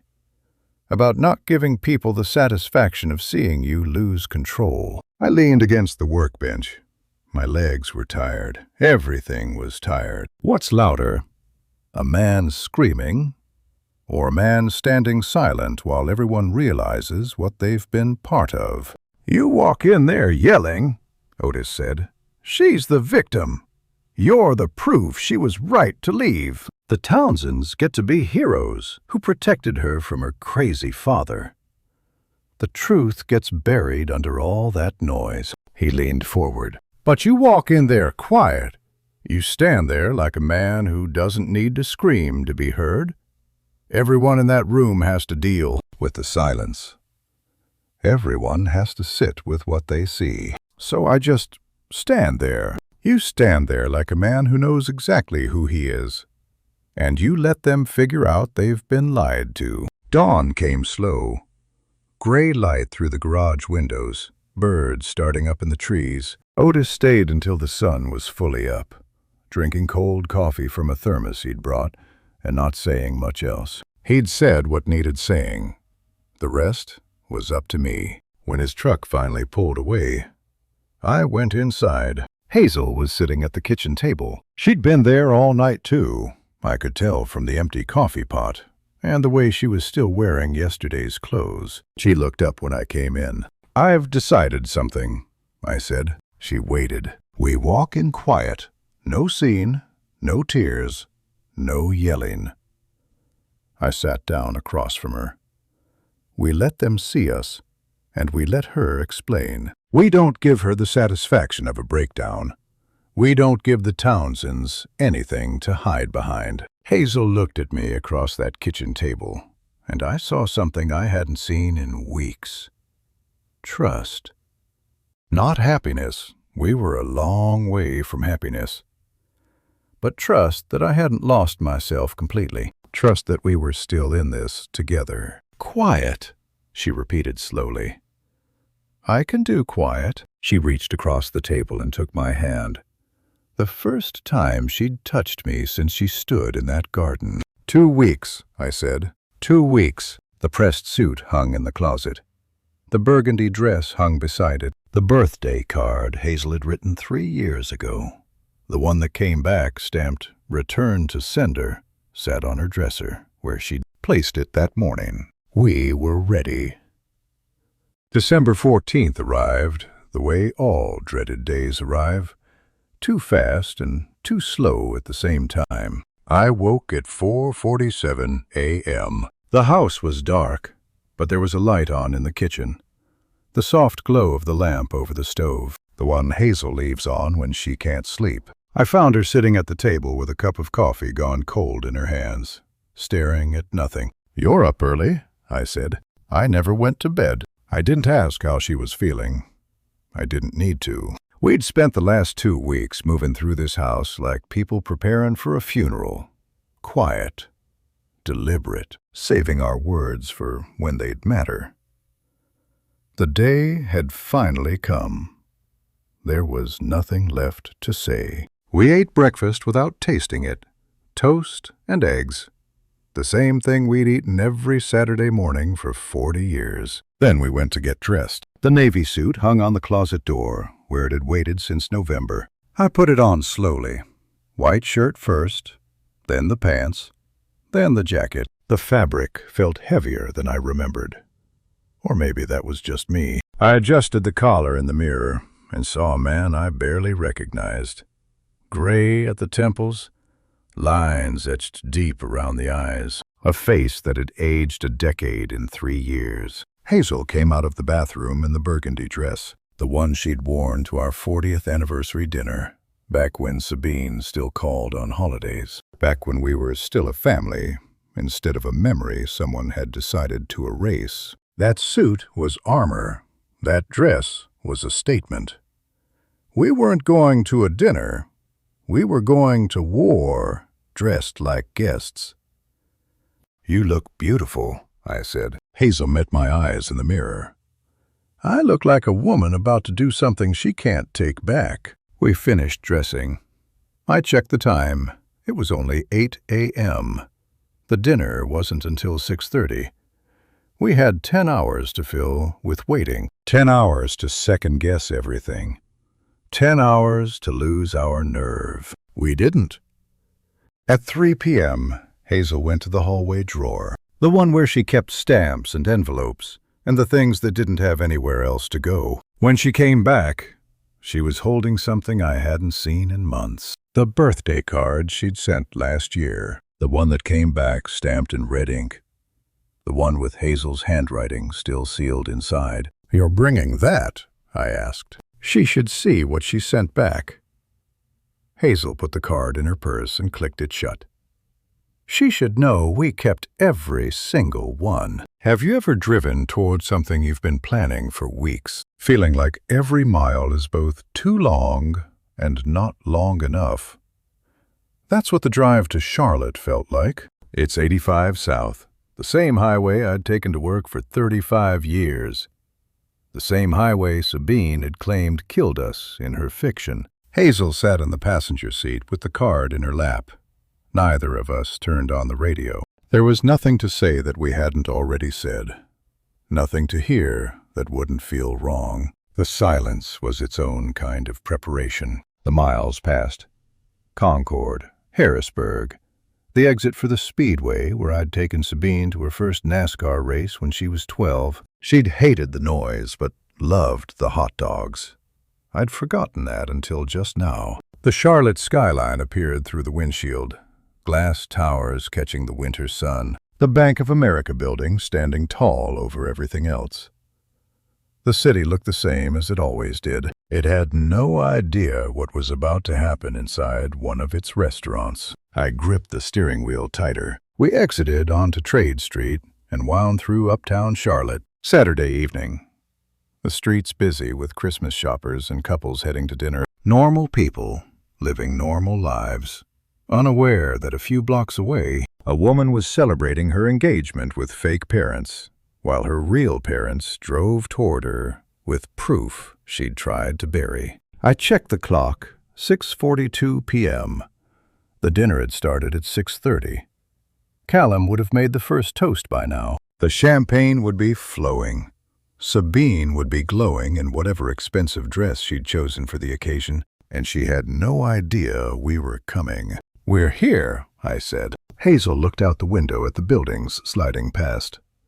"I know." I pulled into a parking garage 3 blocks from the Capital Grille, found a spot on the second level, turned off the engine. The December cold started seeping through the windows immediately, but neither of us moved to get out. Somewhere ahead of us, our daughter sat at a table, surrounded by people who believed we were dead. The Townsends were there, playing their roles. Callum was there, waiting for the signal. And in a few minutes, Hazel and I would walk through those restaurant doors and stand in front of everyone she'd lied to. Hazel looked at me. I looked at her. "Quiet," she said. "We walk in quiet. We walk in quiet." We opened our doors, and stepped out into a city where our daughter had told everyone we were dead. The restaurant was 3 blocks away, while Hazel and I walked those 3 blocks through the December cold. Inside the Capital Grille, my daughter was having the time of her life. Callum told me later what it was like sitting in that private dining room, watching the performance reach its peak. He described everything, the candlelight reflecting off crystal wine glasses, the white linen tablecloths, crisp and perfect, the soft jazz playing through hidden speakers. The Capital Grille's private room had been designed for moments like this. Celebrations, milestones, the gathering of families. Except this family was fiction. Sabine sat at the center of the table, radiant in an emerald green dress that probably cost more than Hazel's monthly pension. Her hair was swept up, her makeup perfect, her smile wide and genuine. She looked like a woman whose life had turned out exactly as planned. The Townsends flanked her like proud parents at a graduation. Reginald in his silver-gray suit, still carrying that easy confidence of a man who'd commanded boardrooms. Virginia in pearls and pale blue silk, dabbing at her eyes every few minutes like a mother overwhelmed with joy. Callum sat across from them, his face revealing nothing. Callum told me later that the hardest part wasn't the lies. It was watching her believe them. She'd convinced herself this was real. She'd told the story so many times, invented so many details, that somewhere along the way the fiction had become her truth. She really believed the Townsends had raised her. She really believed we were dead. Wine was poured, red for Reginald and Virginia, white for Sabine, water for Callum, who said he needed a clear head for the drive home. Nobody questioned it. Reginald raised his glass. The room went quiet. "To Celeste," he said, using the name she'd given herself. "The daughter we always wanted. The daughter we're so proud to call our own." "Thank you, Dad," Sabine's voice caught with emotion. "For everything. For all of it." "To family," Virginia added. They clinked glasses. Callum touched his water to their wine and didn't say a word. The appetizers arrived. Shrimp cocktail, crab cakes, a board of artisanal cheeses that nobody really wanted, but that looked expensive enough to order. Sabine barely touched any of it. She was too busy laughing, talking, playing the role of beloved daughter, reunited with her devoted parents. How do you sit across from a woman you love and watch her become someone you don't recognize? That's what Callum asked me later, when all of it was over. He said he kept looking for something, a crack in the performance, a moment of doubt, anything that suggested Sabine knew what she was doing was wrong. But there was nothing. She'd constructed this reality so completely that she was living inside it. Reginald launched into a story about teaching Sabine to drive. "Remember that summer?" he asked, leaning back with the easy comfort of a man recalling fond memories. "The old Volvo in the church parking lot. You nearly took out the mailbox trying to parallel park." Sabine laughed. "I was 16, and you were so patient. Never raised your voice once." "Your mother wanted to hire an instructor," Reginald continued, gesturing at Virginia. "But I said no, that's a father's job." Teaching his daughter to drive. I taught Sabine to drive in my old Chevrolet truck in the parking lot of the First Baptist Church on Main Street, the same church where she was baptized. She was 15, and she kept grinding the gears until I showed her how to feel for the clutch point. She took out a trash can on her 3rd lesson. I didn't raise my voice then either. The Townsends were stealing memories that weren't theirs to take. Callum's jaw tightened. He told me later he wanted to stand up right then to announce the truth, to watch the whole fabrication collapse. But he held himself still. He reached for his water glass. And that's when his phone buzzed. One word on the screen. "Outside." Callum said his hands went cold. The moment he'd been planning for 6 weeks had finally arrived, somewhere on the other side of that restaurant door.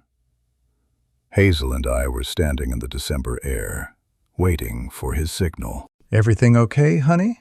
Sabine asked, noticing him glance at his phone. "Perfect." Callum slipped the phone back onto the table, screen down. "Just work. I'll deal with it later." She smiled at him, that warm, trusting smile of a woman who believed her fiancé supported her completely. She had no idea he'd spent the last 6 weeks coordinating with the parents she'd killed off. No idea that the work message was the signal that her past was about to walk through the door. The wine flowed.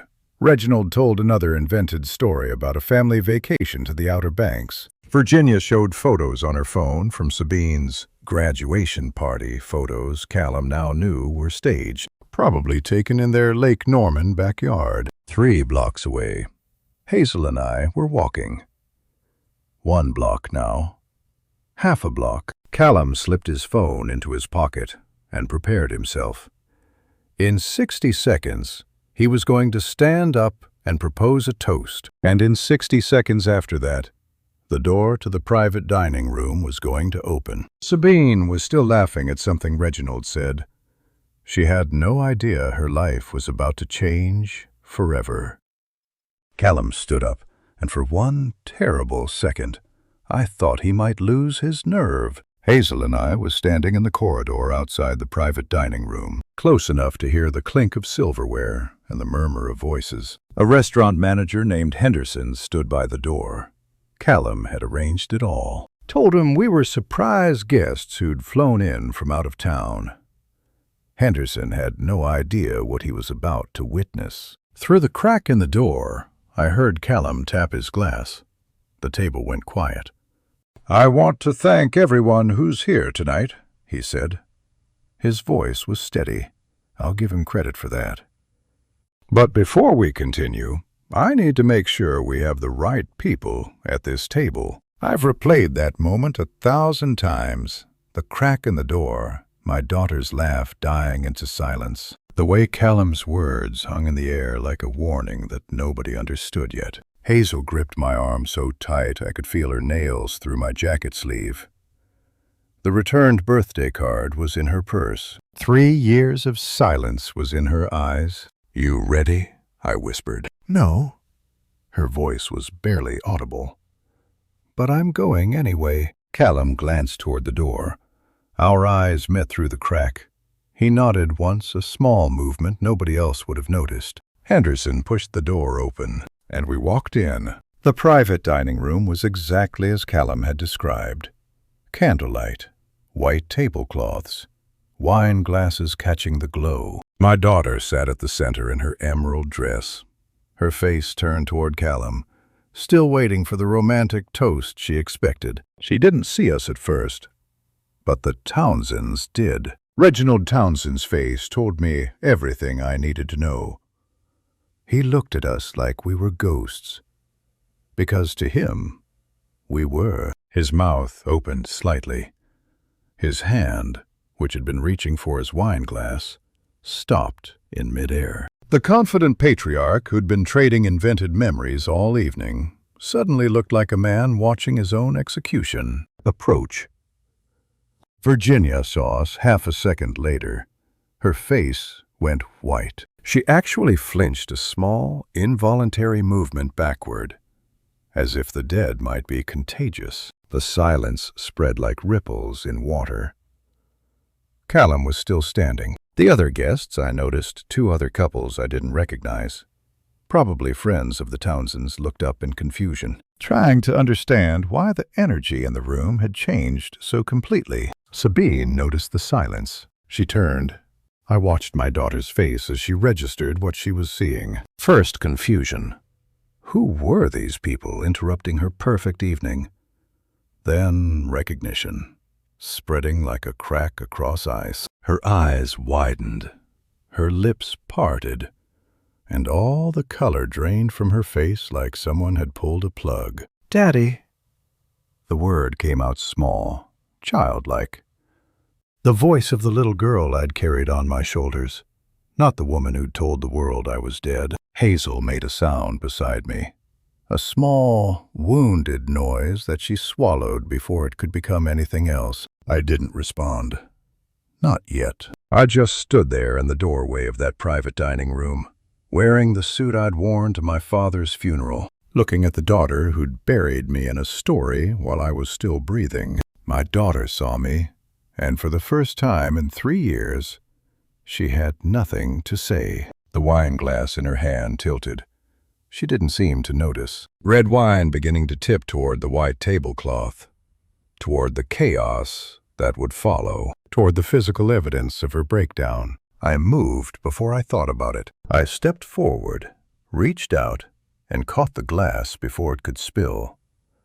My hand steadied it, set it down gently on the table. The wine settled without a drop escaping. Sabine watched my hands move like she was watching a dead man perform a magic trick. Her eyes followed my fingers as they released the glass stem, then traveled up my arm to my face. She was looking at me the way you look at something impossible, something that shouldn't exist. "Vernon," Virginia Townsend whispered. She remembered my name from somewhere, probably the birth certificate Callum had found, the one that started all of this. Reginald stood up slowly. His chair scraped against the floor. He looked like he wanted to run, but couldn't figure out which direction offered escape. The other guests sat frozen. They had no idea what they were witnessing. They'd been invited to a celebration, and now 2 strangers had walked in and stopped time. Callum remained standing. His water glass was still in his hand. He hadn't moved since we entered, hadn't said a word. He was watching Sabine the way you watch a building collapse with the horrible fascination of knowing it was inevitable. Hazel stood beside me, her hand still gripping my arm. She was crying now, silent tears streaming down her face. The face of a mother looking at a daughter who'd told the world she was dead. Nobody breathed. The candles flickered. Somewhere beyond the private room. The restaurant continued normally, conversations, laughter, the clatter of dishes. But in this room, everything had stopped. I looked at my daughter. She looked at me. 3 years of silence hung between us like a wall made of glass. And then I started talking. I set the wine glass down gently and looked at my daughter. Then I did something she clearly didn't expect. I smiled. "Good evening," I said. My voice came out calm, steady. The voice I'd used for 35 years when training new linemen on procedures that could kill them if they panicked. "I don't believe we've all been properly introduced." The room held its breath. "My name is Vernon Wolfe. I'm 66 years old. I'm a retired power lineman from Kannapolis, North Carolina.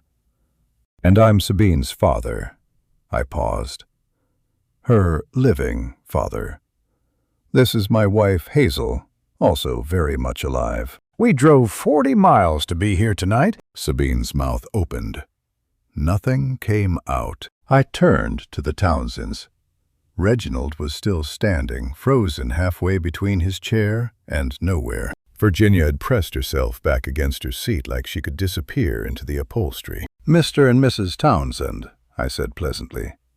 "I've heard so much about you. Though I admit I'm curious. How long have you been playing my daughter's parents?" 6 months. "A year?" Reginald's voice came out strangled. "I don't know what you're—" "Please," I held up my hand. "Don't. Not now. Not when everyone in this room is about to understand exactly what's been happening." Hazel reached into her purse. Her hands were steady, steadier than I'd expected. She pulled out the birthday card, the one she'd sent last year, the one that came back stamped in red ink. "This is one of many," I said, taking it from her and holding it up so the table could see. 3 years of cards, birthdays, Christmas, Mother's Day, every single one returned unopened, returned to sender, in my daughter's handwriting. The candles flickered. Someone at the far end of the table, one of the couples I didn't know, whispered something to their partner. A phone screen lit up in someone's lap. I had rehearsed this speech 100 times on the drive down, practiced keeping my voice level. But I hadn't practiced the silence between sentences, how it would fill with my daughter's shallow breathing, with the rustle of Virginia Townsend shifting in her seat. Sabine told people we died, I continued. Car accident on I-85. Tragic, sudden, very convenient.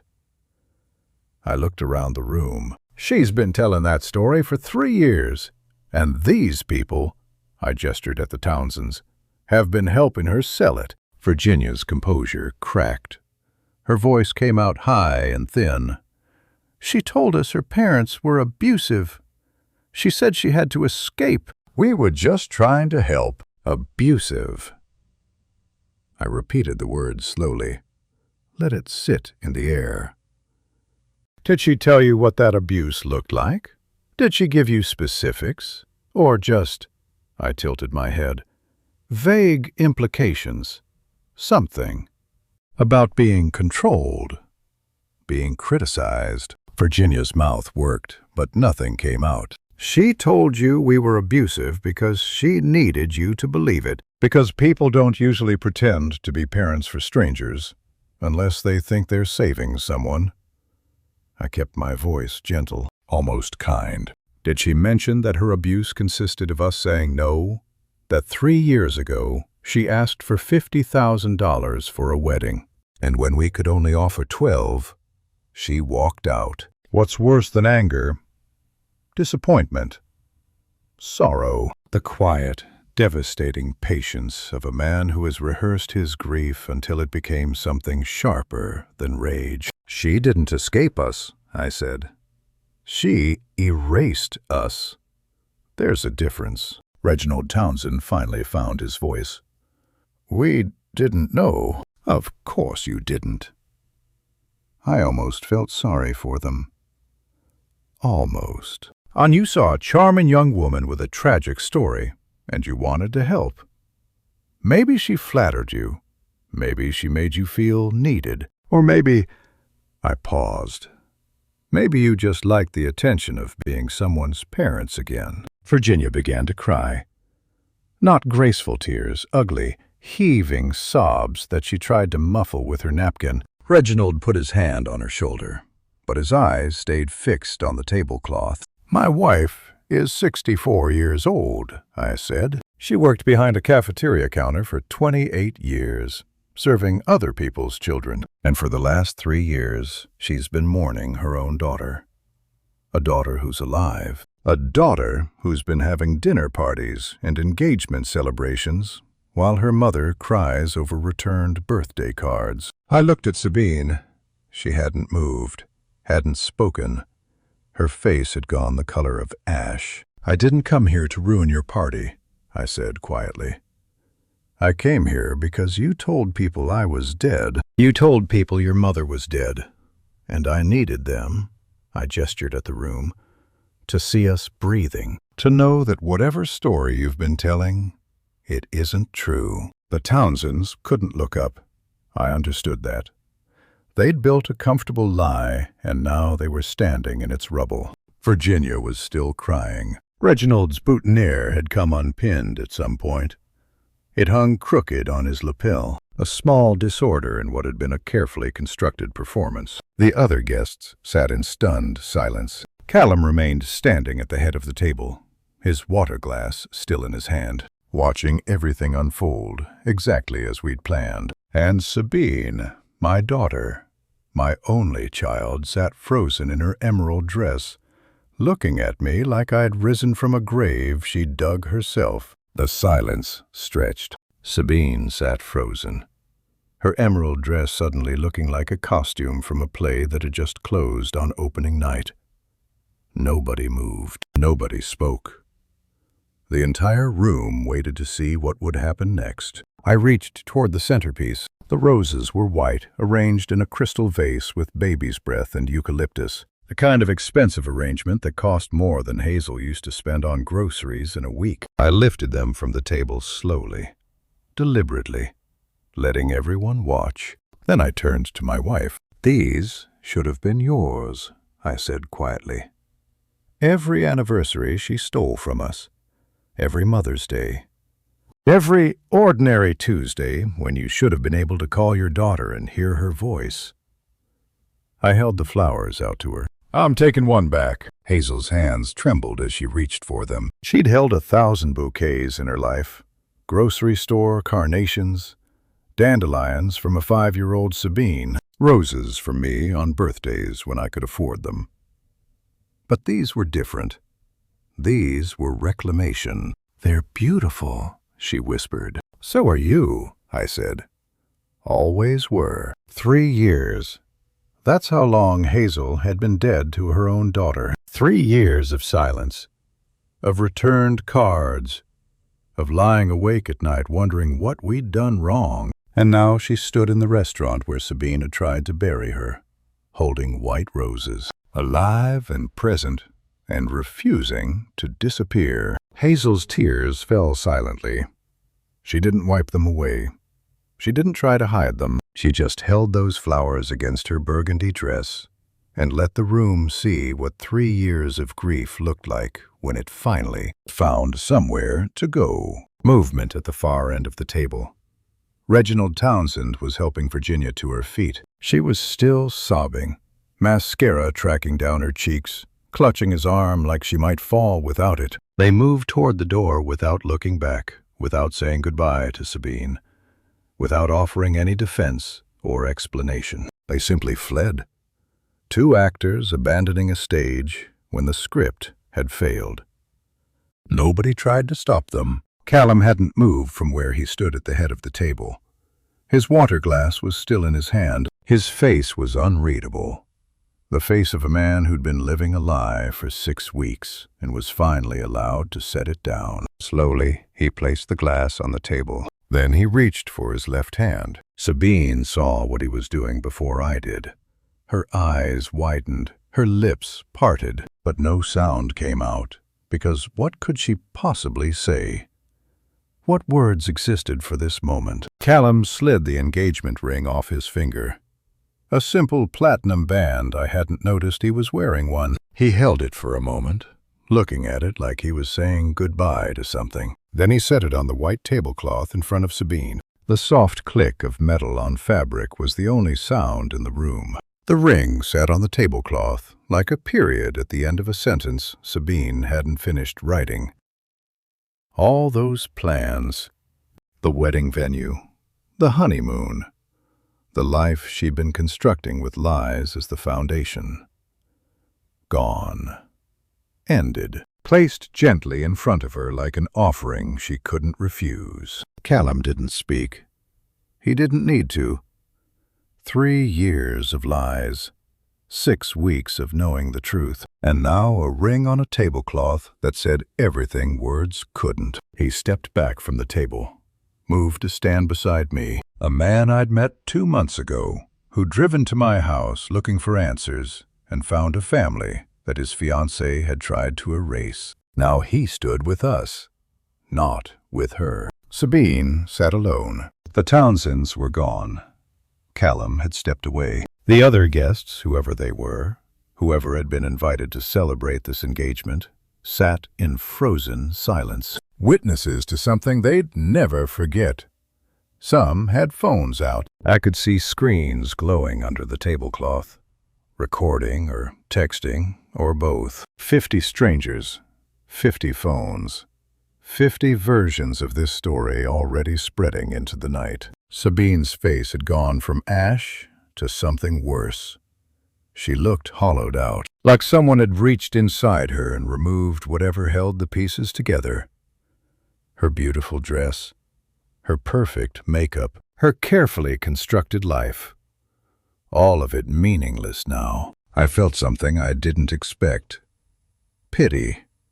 Not forgiveness, that was too much to ask, but pity for a woman who'd built her entire existence on a foundation of lies and was now watching it collapse in public. I offered my arm to Hazel. She took it, the roses pressed against her chest, white petals bright against burgundy fabric. We turned toward the door together, not rushing, not triumphant, just two people who had come to prove they were alive and had done exactly that. Behind us, Sabine still hadn't moved. I paused at the doorway, turned back, looked at my daughter one last time. "When you're ready to talk," I said quietly, "you know where we live." Then I walked out of the Capital Grille with my wife on my arm and a room full of witnesses at our backs. The December air hit our faces.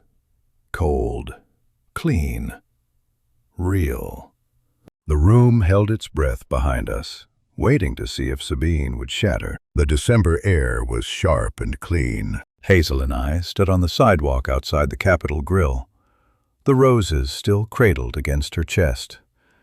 And we didn't move. We could have walked away right then. Could have gone straight to the parking garage, climbed in the truck, driven home, but we didn't. Callum came out 30 seconds after us. He walked past without stopping, just nodded once, and kept moving toward wherever he'd parked.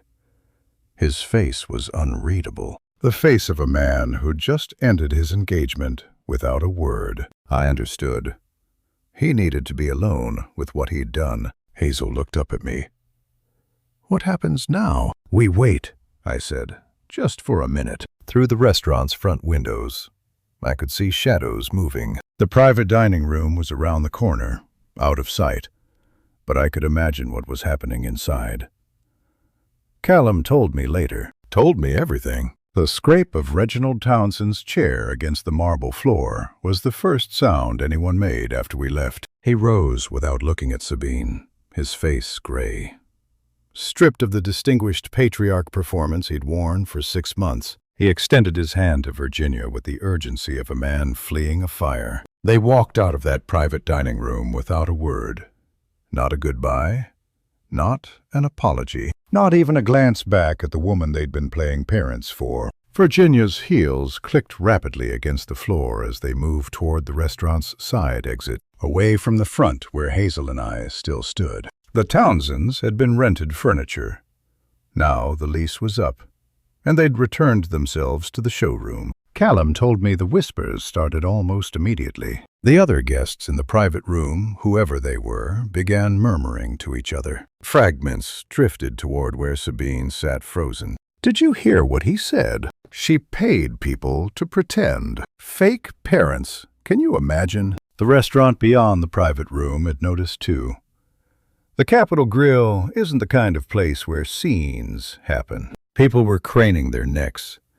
Someone at a nearby table had their phone out, recording or texting or both. The maitre d' was speaking quietly into his own phone, probably calling whoever handles situations that don't appear in the employee handbook. And Sabine sat alone at a table set for celebration. What do you do when everyone you paid to love you decides the money isn't worth the scandal? Callum said she didn't cry, didn't scream, didn't try to explain. She just sat there in her emerald dress, staring at the white tablecloth, her face empty of everything. The engagement ring sat 3 inches from her hand, platinum catching the candlelight, a symbol of the future she'd manufactured from lies. She didn't reach for it. A waiter approached the edge of the private room, then stopped. He looked at Sabine, looked at the ring, looked at the empty chairs where the Townsends had been sitting. He retreated without a word. Nobody wanted to be the one to approach her. Nobody wanted to be associated with whatever this was. The silence around her table was quarantine. Hazel tugged my arm. "We should go." She was right. We'd done what we came to do. Standing here watching the wreckage wouldn't undo 3 years of grief. Wouldn't bring back the birthdays, or the Christmases, or the ordinary Tuesdays we'd lost. "One more minute," I said. I don't know what I was waiting for.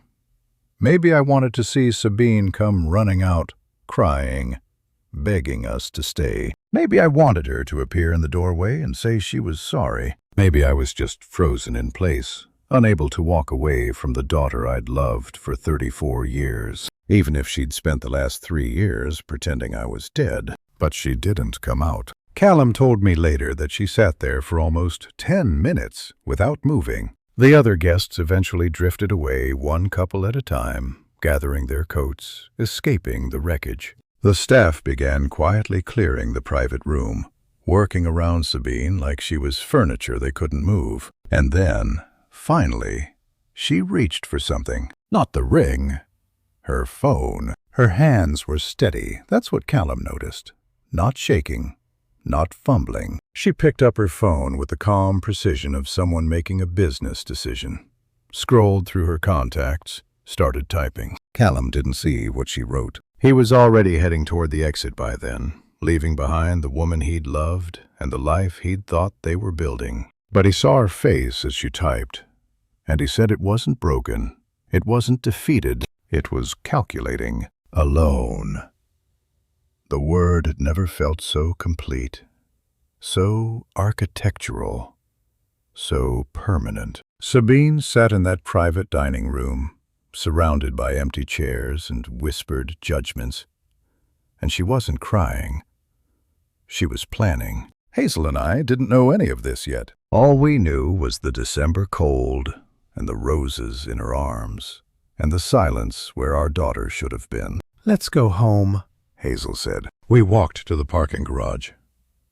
The roses sat in Hazel's lap the whole drive north.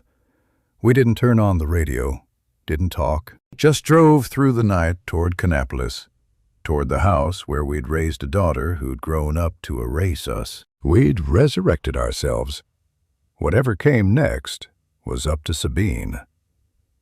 Hazel's hand slid into the crook of my arm like it had 10,000 times before. At church, at funerals, at our daughter's high school graduation, when we'd been so proud we could barely breathe. But this time felt different. This time, her grip carried the weight of everything we'd survived in the last 3 hours, and everything we'd have to survive in the hours to come. "Ready?" I asked. She looked up at me, mascara faintly smudged beneath eyes that had cried themselves empty. "I've been ready for 2 years, Vernon." I just didn't know what I was ready for. We walked toward the ballroom doors together. Not fast, not slow. The pace of people who had nowhere to rush to and nothing left to prove. Behind us, I could hear the murmur of 300 guests trying to process what they'd witnessed, the resurrection of dead parents, the unmasking of hired imposters, the crumbling of a carefully constructed lie. Pause with me here. Because walking out of that ballroom wasn't just leaving a party. It was leaving behind every fantasy I'd harbored about reconciliation, about tearful apologies, about Sabine running after us, begging for forgiveness. None of that was coming. The daughter I'd raised had made her choice, and that choice hadn't included us. The ballroom doors swung open, and cool December air rushed in to meet us. Charlotte, in winter. Not cold enough for snow, but cold enough to remind you that seasons change whether you're ready or not. I pulled Hazel closer, feeling her shiver against my arm. "Mr. Wolfe, Mrs. Wolfe." We turned. Callum Townsend stood in the doorway, his wife Margot beside him. They'd followed us out, leaving their son's engagement party, their son's fraudulent engagement party, without a backward glance. "Callum," I said, "you don't have to." "Yes, I do." He stepped forward, his dress shoes clicking against the marble entrance. Behind him, through the glass doors, I could see confused staff members and shell-shocked guests. "What happened in there?" "I need you to know, we had no idea. Not until 3 weeks ago." Margot nodded, her pearl necklace catching the streetlight. "When we found out, we wanted to cancel everything. But our lawyers said we needed proof, documentation, something that would hold up if—" She stopped herself. "If what?" Hazel asked. Now here's something that shifted everything. Callum exchanged a look with his wife. The kind of look that married couples develop over decades. The kind that says more than words ever could.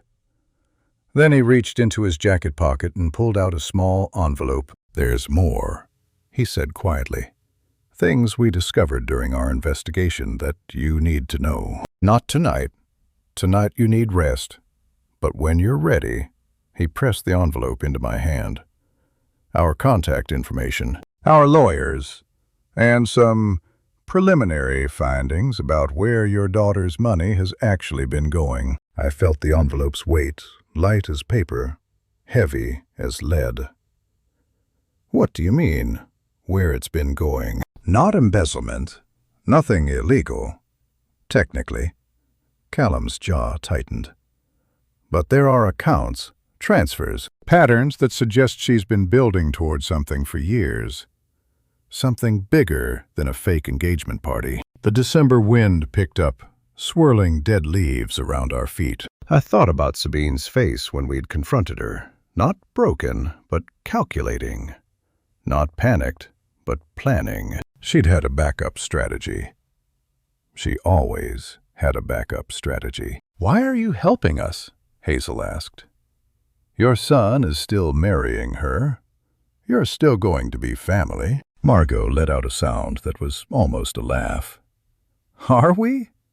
After tonight, I'm not sure what Preston is going to do." "But I know what we're going to do." She looked at her husband. "We're going to make sure the truth doesn't get buried again." Callum extended his hand. I looked at it for a moment. This stranger who'd been cast as my replacement, who'd worn a tuxedo and smiled for photos and pretended to be the father Sabine wished she'd had. But he wasn't my replacement. He was just another person caught in my daughter's web. I shook his hand. But that handshake wasn't just a goodbye. It was an alliance. Two families bound together not by marriage, but by the shared experience of being deceived by the same woman. Strange bedfellows, as my father used to say. But sometimes, strange bedfellows are the only ones who understand what you've been through. "You raised her right," Callum said, his grip firm. "She just forgot who she was." The words hit me harder than I expected. Because that was the tragedy, wasn't it? We had raised her right. We'd taught her honesty, integrity, the importance of family. And somewhere along the way, she'd decided those lessons didn't apply to her. "Thank you," I managed. The Townsends stepped back. Margot gave Hazel a small nod, woman to woman, mother to mother. Then they turned and walked back into the ballroom, back into the chaos, back into whatever confrontation awaited them with their son and his calculating fiancé. Hazel and I stood alone on the Charlotte sidewalk, December air biting at our cheeks. The valet had long since abandoned his post. Our rental car sat somewhere in a parking garage 3 blocks away, and our daughter sat somewhere inside, phone in hand, planning her next move. "What do we do now?" Hazel asked. I looked at the envelope in my hand, at the ballroom lights glowing behind us, at the long road stretching ahead. "We go home," I said, "and we wait." The highway stretched north in the darkness, and I hadn't spoken a word since Charlotte disappeared in my rearview mirror. Hazel sat beside me, the roses from the restaurant resting across her lap, their petals already beginning to close for the night. The engine hummed. The radio stayed off. We didn't need it. Exit signs flashed past in the headlights. Concord, Kannapolis, but I wasn't counting miles. I was counting something else entirely. The silence between us wasn't tension.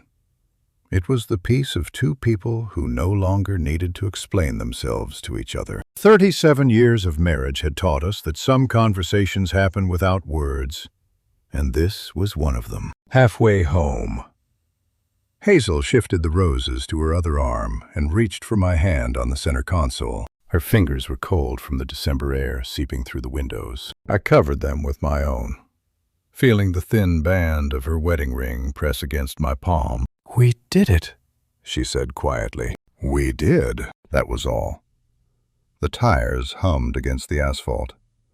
A semi-truck passed us heading south, its taillights fading into red pinpricks. I thought about Sabine standing in that ballroom, phone in hand, calculating her next move. I thought about Callum's envelope sitting in my jacket pocket, full of evidence I wasn't ready to examine. I thought about all the Christmases we'd spent together as a family, and wondered if those memories were even real anymore. 37 years of marriage. This is what it looks like. Not grand gestures or tearful reunions, but a cold hand reaching across a dark car, finding warmth. Hold on. The house was dark when we pulled into the driveway. Kannapolis at midnight. December air carrying the faint smell of wood smoke from a neighbor's chimney. I helped Hazel out of the car, steadied her on the icy walkway, unlocked the door we'd walked through 10,000 times. Everything looked the same coat rack, the same family photos on the hallway wall, the same kitchen where we'd eaten breakfast that morning, thinking we were driving to a simple engagement party. Hazel put the roses in a vase, the same crystal vase she'd used for our 35th anniversary 2 years ago. She set it on the windowsill above the sink, adjusted the stems until they caught the moonlight just right. "Bed?" she asked. "Bed." We slept that night like we hadn't slept in 2 years. No nightmares, no tossing and turning, just the heavy, dreamless sleep of people who'd finally set down a weight they'd been carrying for too long. Days passed. A week, then 2. Christmas came quietly, just the 2 of us. A small tree, a ham I overcooked and Hazel pretended to enjoy. We didn't discuss Sabine. We didn't open Callum's envelope.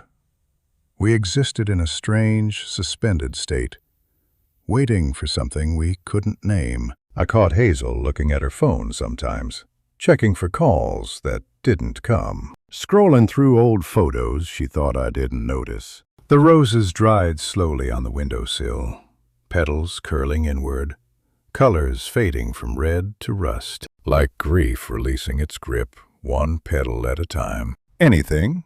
I asked one morning over coffee. "Not yet. Maybe never," she nodded. We drank our coffee. Outside, a cardinal landed on the fence post.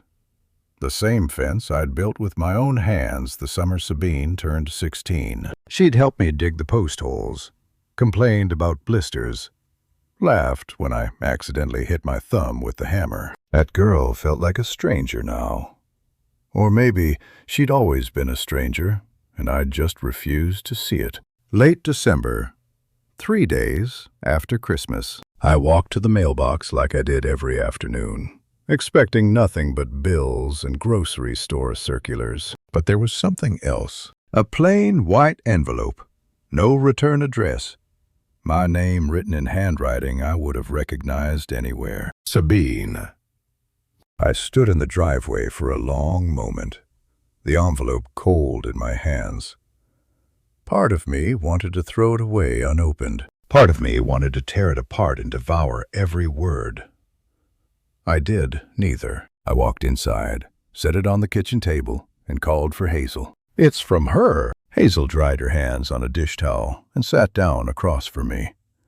We stared at the envelope together, neither of us reaching for it. Finally, I slid my finger under the seal. 1 sentence. That's all she'd written. 1 sentence on plain white paper. No greeting, no signature. "I don't expect forgiveness. I just needed you to know I remember who I was." Hazel read it twice. I read it 3 times. The words didn't change. They weren't an apology. They weren't an explanation. They weren't even a request. Just an acknowledgement that somewhere inside the woman who'd erased us, the daughter we'd raised, still existed, still remembered. What do you do with a letter that says everything and nothing? You set it on the kitchen table. You look at your wife. You wait. I placed the letter between us. Hazel reached for my hand again, the same way she had on that dark highway 3 weeks ago. Neither of us moved toward a pen. Neither of us reached for the phone. The letter sat there on the kitchen table, Not an ending, not a beginning, just a pause. And we had no idea how long it would last. The letter stayed on the kitchen table for 3 days before I stopped looking at it every time I passed. By the 4th day, it had become part of the landscape, just another object in a house full of objects. No more demanding than the salt shaker or the stack of Christmas cards we'd never sent. This morning I found myself in the garden, though there was nothing left to tend. December had stripped the beds bare. Tomato cages stood empty, their wire frames casting thin shadows across frozen soil. The rose bushes I'd pruned back in November were just stubs now, nothing but thorns and potential. My breath made small clouds in the cold air, and I stood there anyway, hands in my coat pockets, surveying a kingdom of dormant things. 30 years I'd tended this garden. Every spring it came back different but the same, changed but recognizable. I'd learned patience from these beds. They're that you can't rush growth, can't force a bloom, can't make something ready before it's time. I wondered if families worked the same way, if the things that looked dead were actually just waiting. My hand found the invitation in my coat pocket. I'd carried it since Charlotte, the engagement party invitation that had started everything. The paper had gone soft from handling, creased and worn at the folds, like grief touched too many times, smoothed down until it became easier to carry. I pulled it out and looked at it again, though I'd memorized every word weeks ago. The gold lettering still caught the winter light. Preston Townsend and Sabine Wolfe, a celebration of love. I almost laughed at that. Love. My daughter had built her celebration on a foundation of lies, and the whole thing had crumbled in a single evening. The engagement was off now. Callum had called 2 weeks ago to tell us Preston had ended things. The foundation she'd built, all those charitable donations made in the name of dead parents, was under investigation. Her consulting firm had lost half its clients. I didn't take pleasure in any of it. That surprised me. I'd spent 3 years angry, 3 years grieving, 3 years wanting her to face consequences for what she'd done. Now that she was facing them, I felt nothing like satisfaction, just a heavy kind of sadness.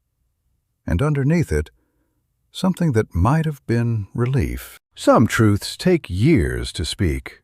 Once spoken, they never leave the room. They just become part of the furniture, always there, impossible to ignore, gradually accepted. I thought about her letter, that single sentence she'd written, the only contact since the party.